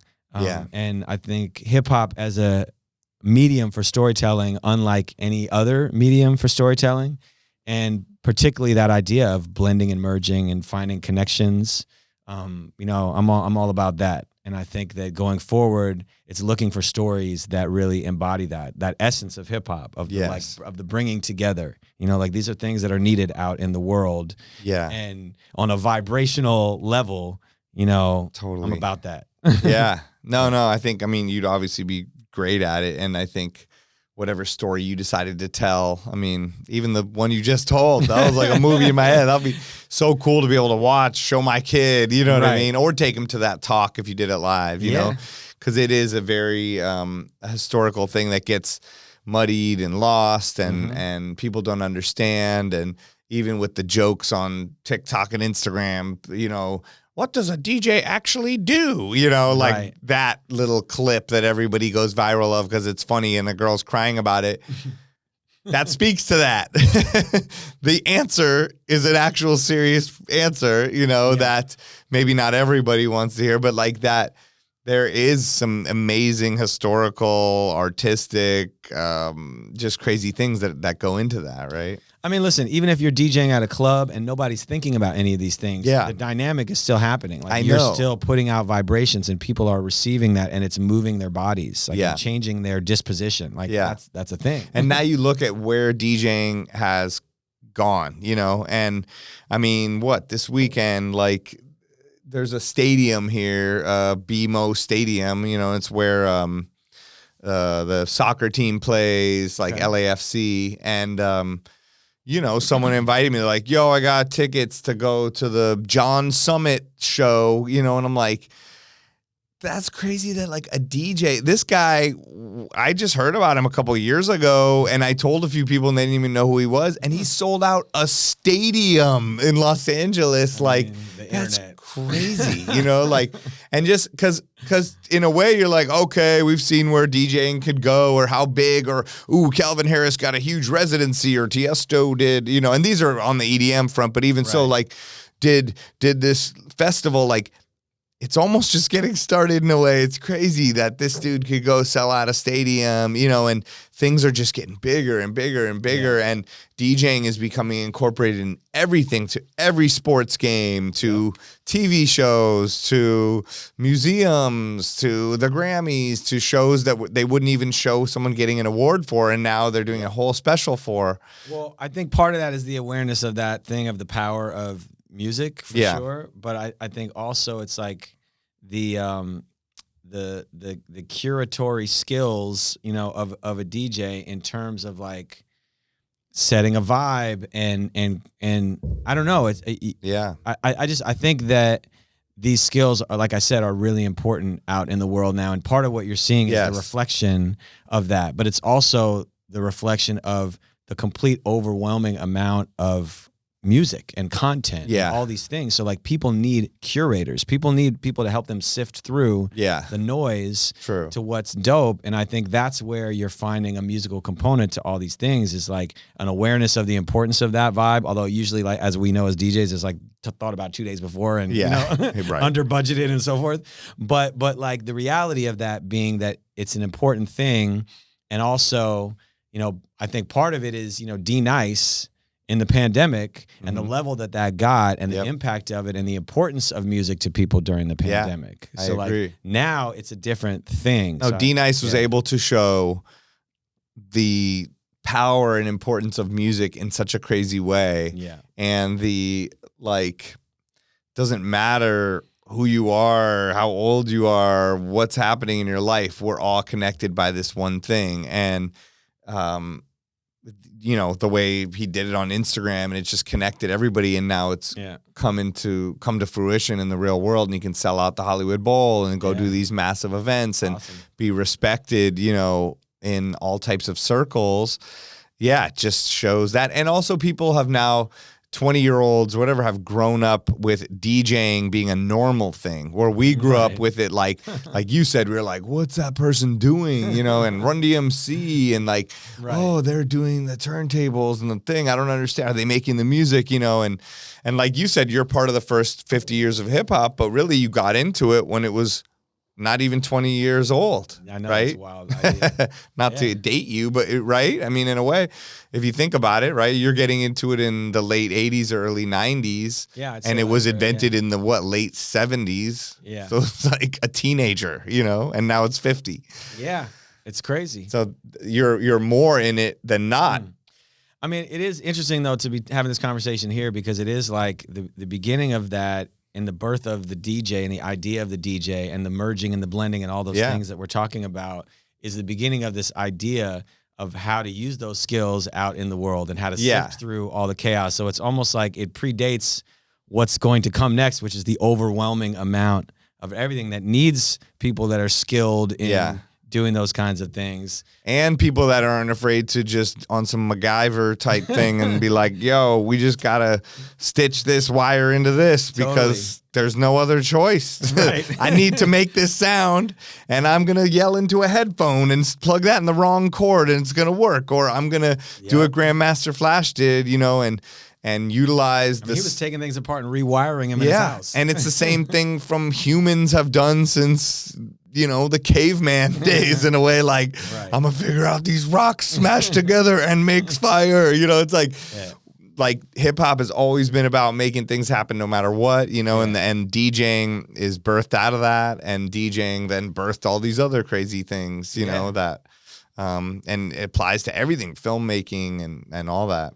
Yeah, and I think you know you see people borrowing the aesthetic of hip hop and trying to make mixtape, you know, kinds of things, but you know, rather than be like, well, why are they stealing? It's like, well, why do you think they want to steal? It's because it's dope. Yeah, because you've made something here. Yeah. So, you know, I think that's been the positive part of all this, is watching hip hop get acknowledged in that way. You know, and again, yes, you know, you need the guy standing with the staff, you know, at the gate.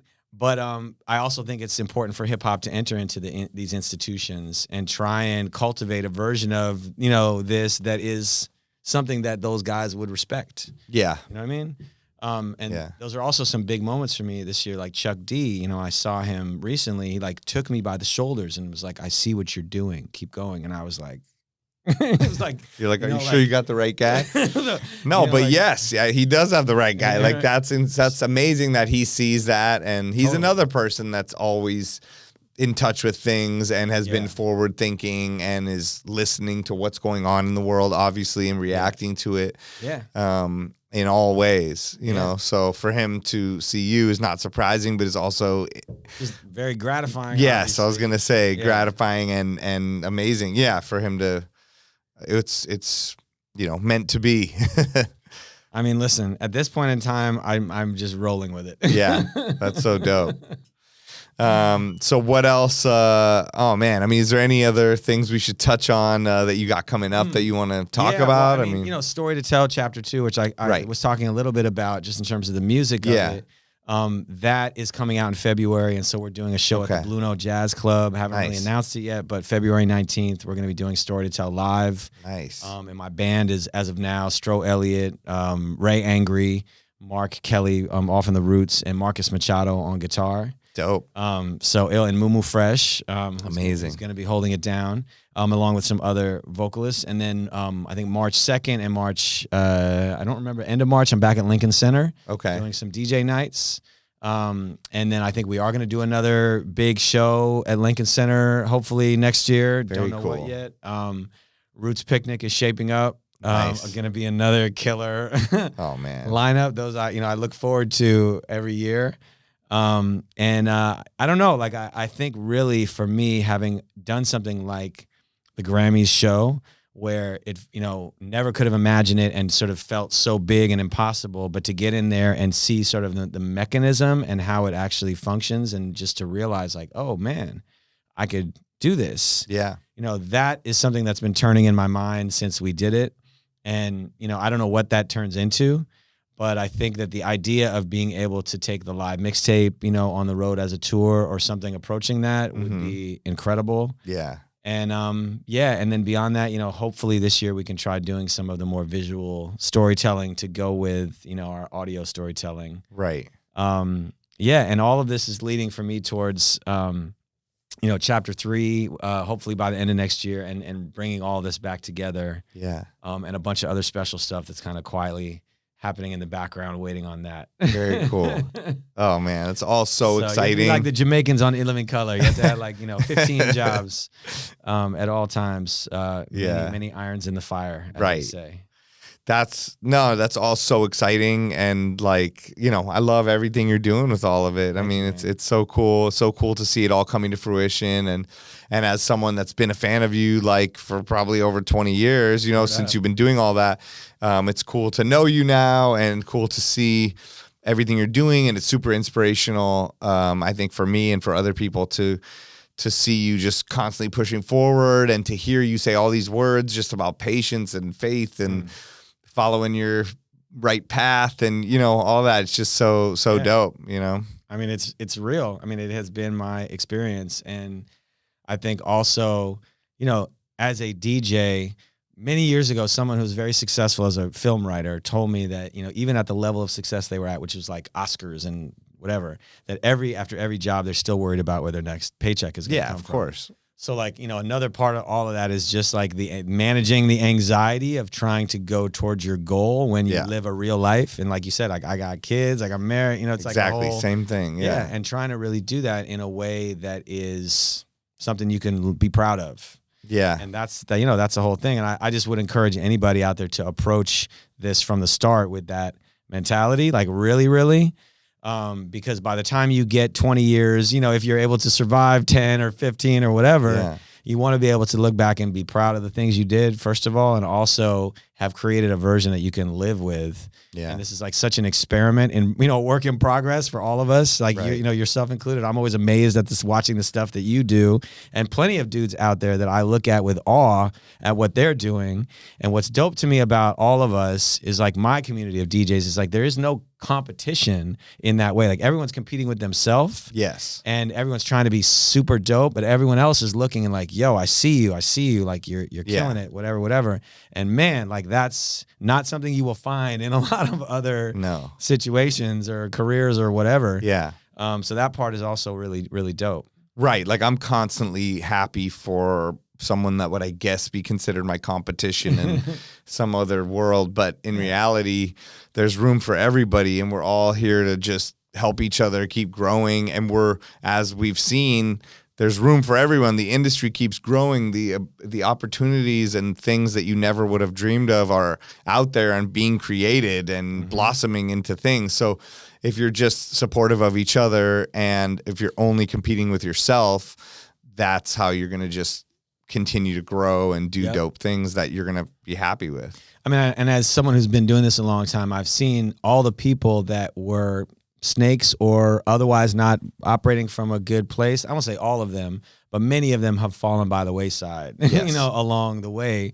And, one thing I thought of when you were talking a second ago is the listening party that we did for Story to Tell in this incredible space, Oswald Mills sound. The thing that made it so amazing. I wanted to ask you about that. Those speakers looked amazing. Those speakers are amazing. And what makes them amazing is that this guy, he has Jonathan, from Oswald Mills. He's invented this version of a speaker where it's physically amplifying the sound waves. So those cones that you saw, the wooden cones, what that's doing is it's amplifying the sound wave to its full height, which is 6 feet. Like a sound wave, if you release it out into the air, is 6 feet. Oh, crazy! So it's allowing it to go to its full height. Normally, we're listening on this or that or whatever. The sound waves don't ever grow that big. Oh, that's interesting. Wow. Whatever, ancient times kind of thing, they would use things like that to signal because the waves would go farther. But so the point of this is that when you're sitting in that room and listening to music on it, I had to audition my album to get it, for them to allow me to play it on that sound system. Oh my God. And part of this is because when the sound waves are amplified like that, when you're listening, you're not listening like you are feeling the music. Okay. Yes. So I say that to say that if there's like frequencies that are displeasing to you, they will be physically displeasing to you. Like they're uncomfortable to listen to.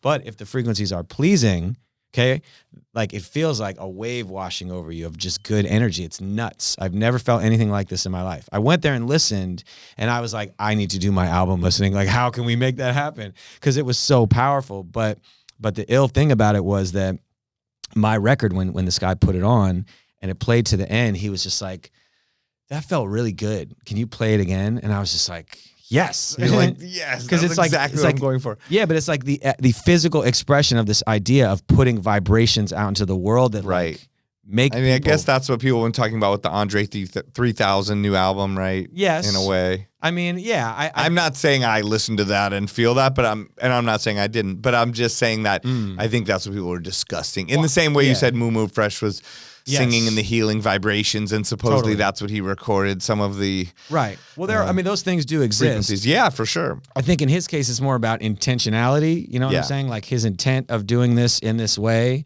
is guiding the whole thing versus like what we might want, from Andre 3000. Yes, which is bars.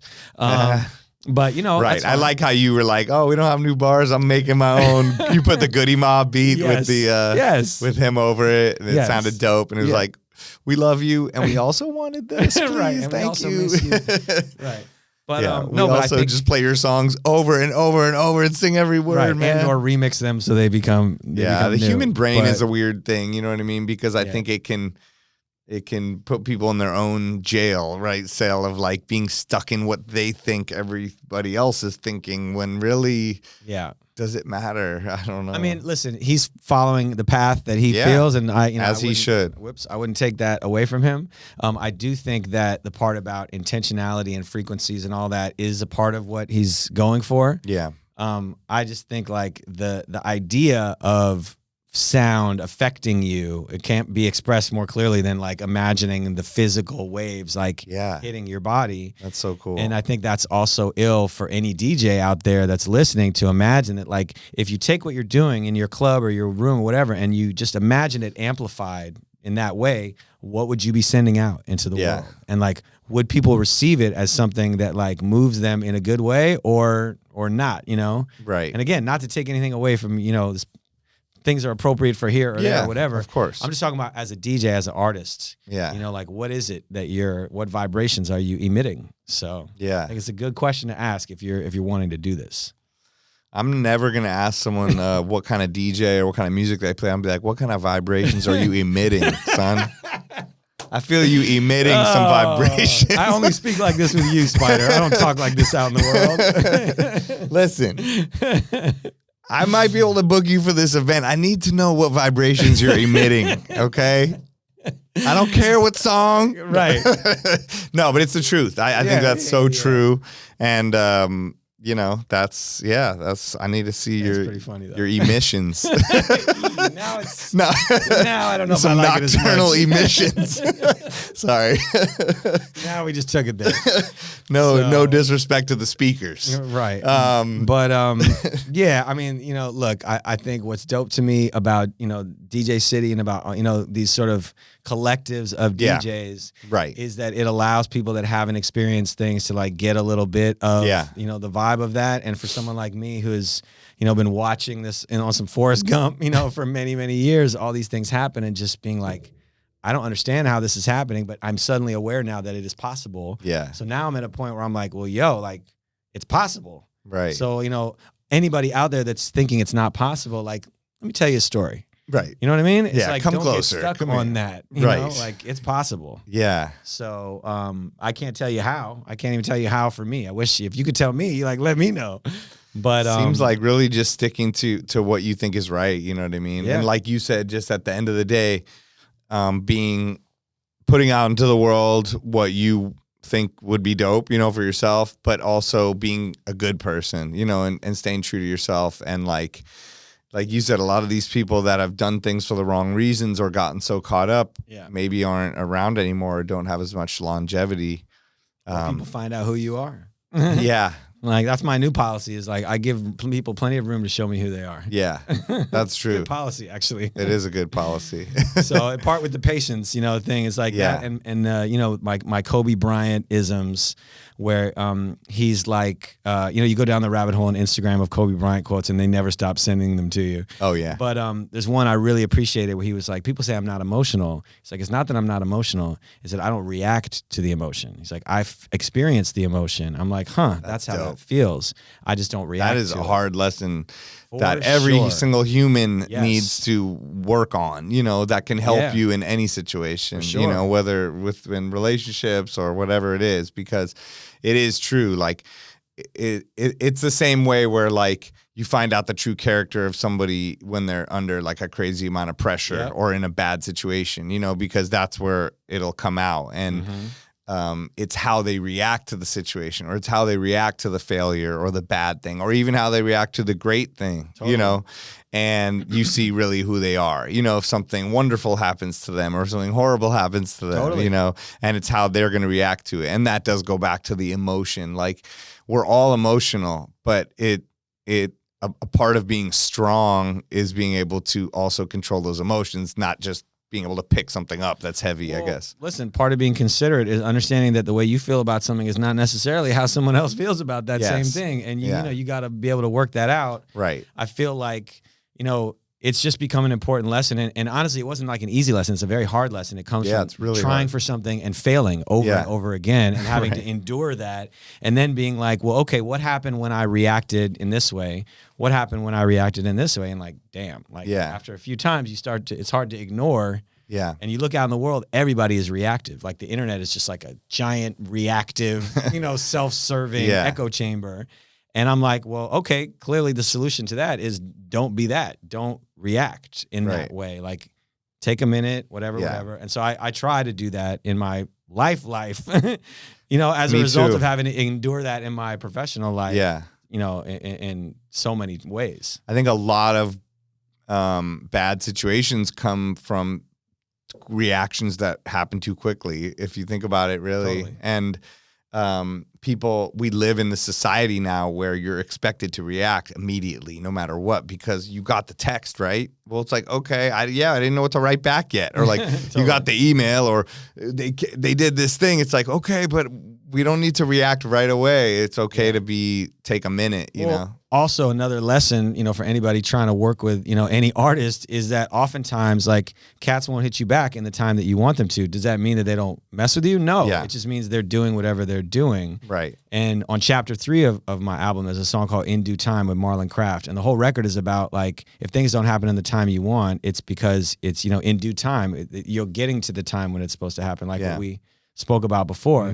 But people just approach the world in this way of like everything's supposed to happen on their timetable, and like, sorry, buddy. Yeah. Like that's not how this works. No. So, I mean, has anything ever happened on the timetable you thought it was going to? No, not once. Never. I've never heard anyone tell a story either that's like, yeah, it happened exactly like I thought it would. It's like, no, it's not. It's not happening. Yeah, but you know that these are all good lessons. I think from the experience of trying to do this. So true. For a living. Yeah, yeah, and doing this for a living can mean many different things to people too, right? I mean, it's there's many ways to make a living as a DJ, and you also might react to certain situations the wrong way and then try to do the wrong jobs or the wrong things or whatever it is, and fall away from why you started. When you're in a job where people are drunk coming at you, like half of the time, like you got to learn to identify what that is, and that's not true be like, too. So yeah, and whatever, all of us have had our hothead moments. I'm just speaking as a person that has not benefited from those hothead moments and benefited from the moments where I was patient. Exactly. I'm like, well, yeah, that's so true. So. Amazing. Well, that might be a good place to end right there. Right. I think that's a life lesson. We've got a lot of life lessons. Yeah, I wasn't planning on coming in and get my DJ Dr. Phil on here. I love it though, and like you said, the Kobe quotes. I mean, there's ones that I'm constantly trying to feed those into my kids' head because they're very true. You know what I mean? And you're take the most shots you can. Like you said, you kept having to try with Lauryn Hill. It wasn't like you shot your shot one time, she said no, and you're like, man, that would have been cool. She said no several times. Right. So that's, you have to keep shooting, to finally make it, you know. And even like the music that I'm making now represents a small, subset of music I'm attempting to make, and people that have said no, or I'm too busy or whatever. Some of these verses I have had to wait, years for in that way. But again, if you want it, how bad do you want it? Yeah, that's true.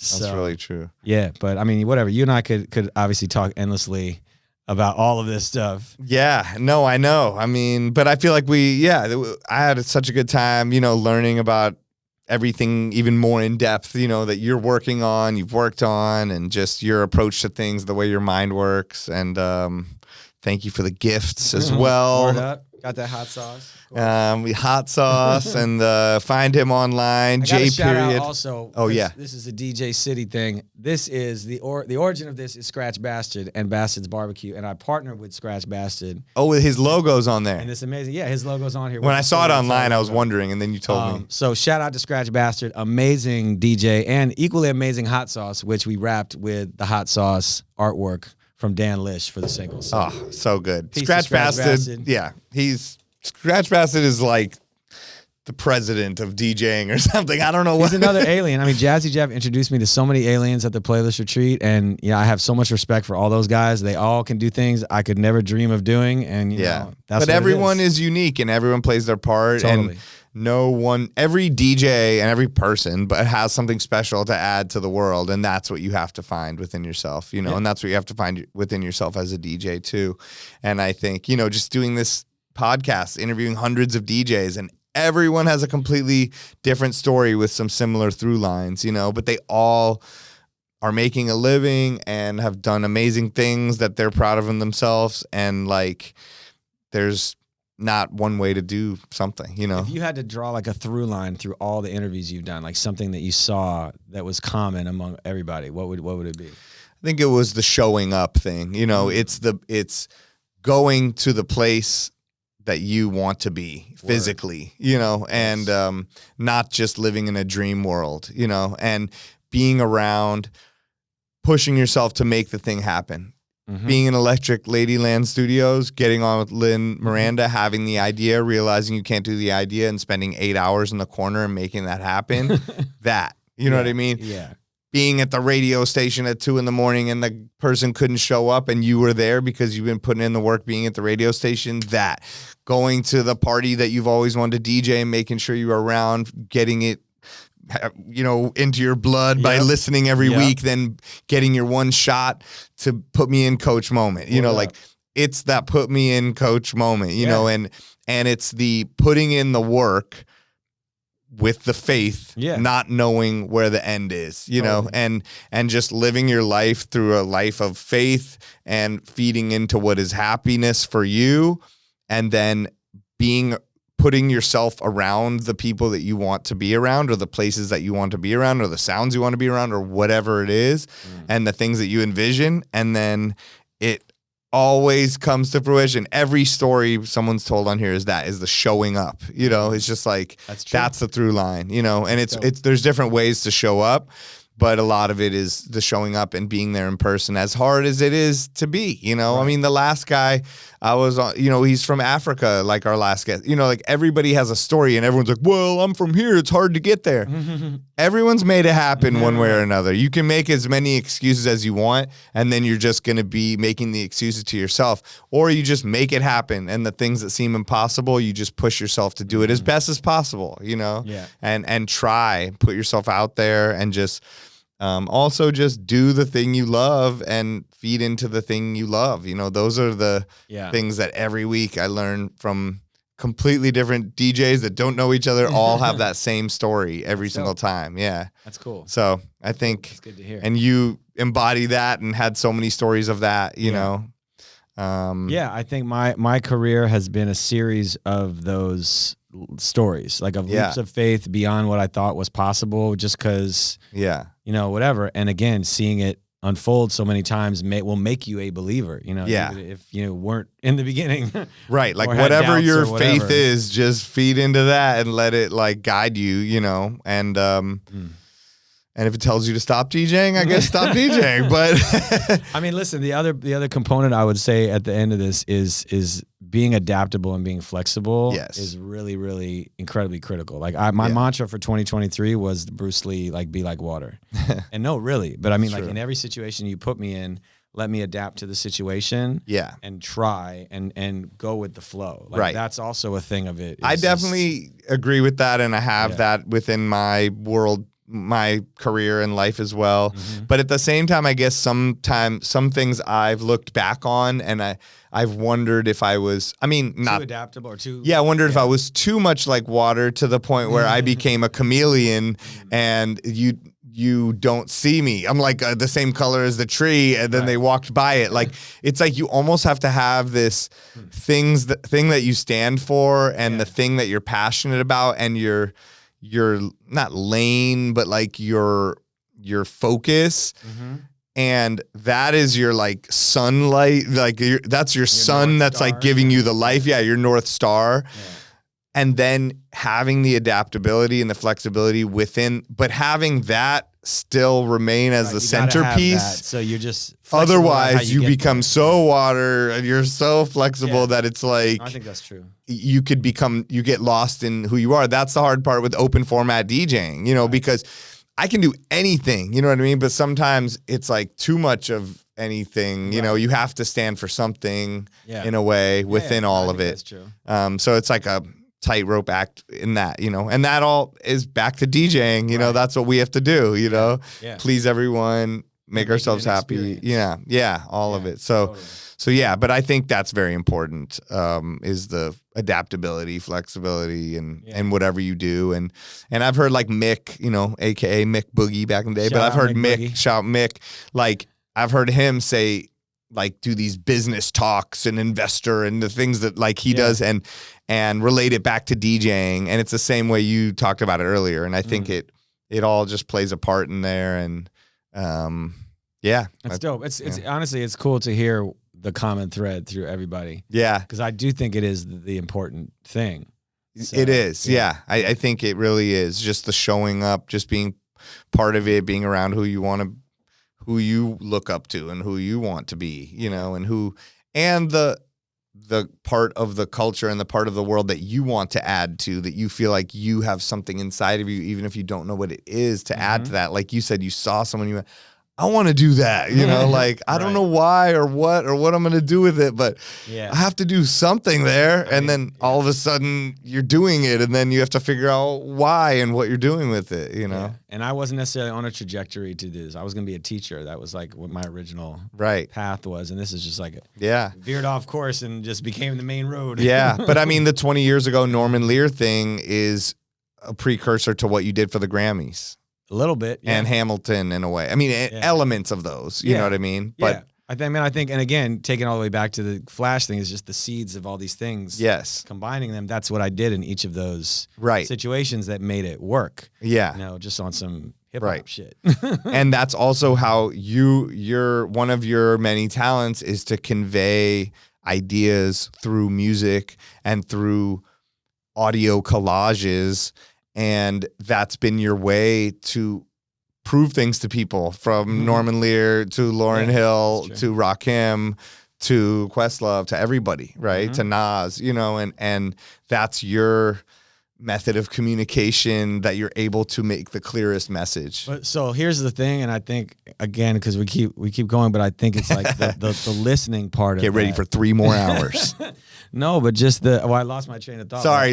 No, it's okay. No, I was saying that's your way of communicating is through those audio collages. So what I was gonna say is just that remember that the source of that is the absorbing of someone else's story. Yes. So much that I feel, you know, like Lin-Manuel talked about how he heard Mobb Deep, and it was like they were speaking so specifically about their situation that it became universal. And I felt that, like Mobb Deep and Nas and people from places that are unlike where I'm from, but there was something underneath there that resonated with me, and I absorbed. And then my job as a DJ essentially is to listen so carefully and absorb that so, you know, throughout my body that when I put it back out, I'm putting it out in the right way, in a way that matches that. Yeah. thing. And I think like that's a big deal. It goes back to just listening, like all of it, like as a DJ. Yeah, listening. I've had to learn with this podcast so much. Like in the beginning, I'd just be like, I'm telling funny stories. I'm talking nonstop. And then I would listen back and I was like, oh, damn, you need to shut up, man. Like, and just listen, you know, and it's helped me turn into a better listener, you know, because I'm like, I want to like shut up and hear what these people are saying so I can like then have a thoughtful response, but also learn from them and like actually like hear everything, you know. And most of these rooms I'm in with most of these people, I shut the fuck up and listen. I mean, it's just like I want to be like I don't want to be the most knowing person in those rooms. I don't want to be the smartest person. I don't want to act like I am. I know there's an infinite amount of knowledge and learning and all this stuff, so I'd rather just listen. I'd always rather be the least, well, not the least smart person in the room, but have, you know, smarter people in the room. I think, I mean, that's the only way you improve ever. Yeah, so true. Yeah. Amazing. J.PERIOD. All right. Legendary interview. Thank you. Shout out DJ City. Yes, DJ City, shout out Beatsource. Thank you for coming on. Man, my pleasure. And we will check that hot sauce out. I'll be eating it. I have the bastard hot sauce, so I'm down for the chapter. There you go. Collector's chapter edition. 2 sauce right here. And again, shout out Andrew Day, Aloe Black on the hot sauce record. Dan Lish for the amazing Andrew Day on the artwork. F1. She was on the F1 racing incredible stage. That was amazing. Yeah.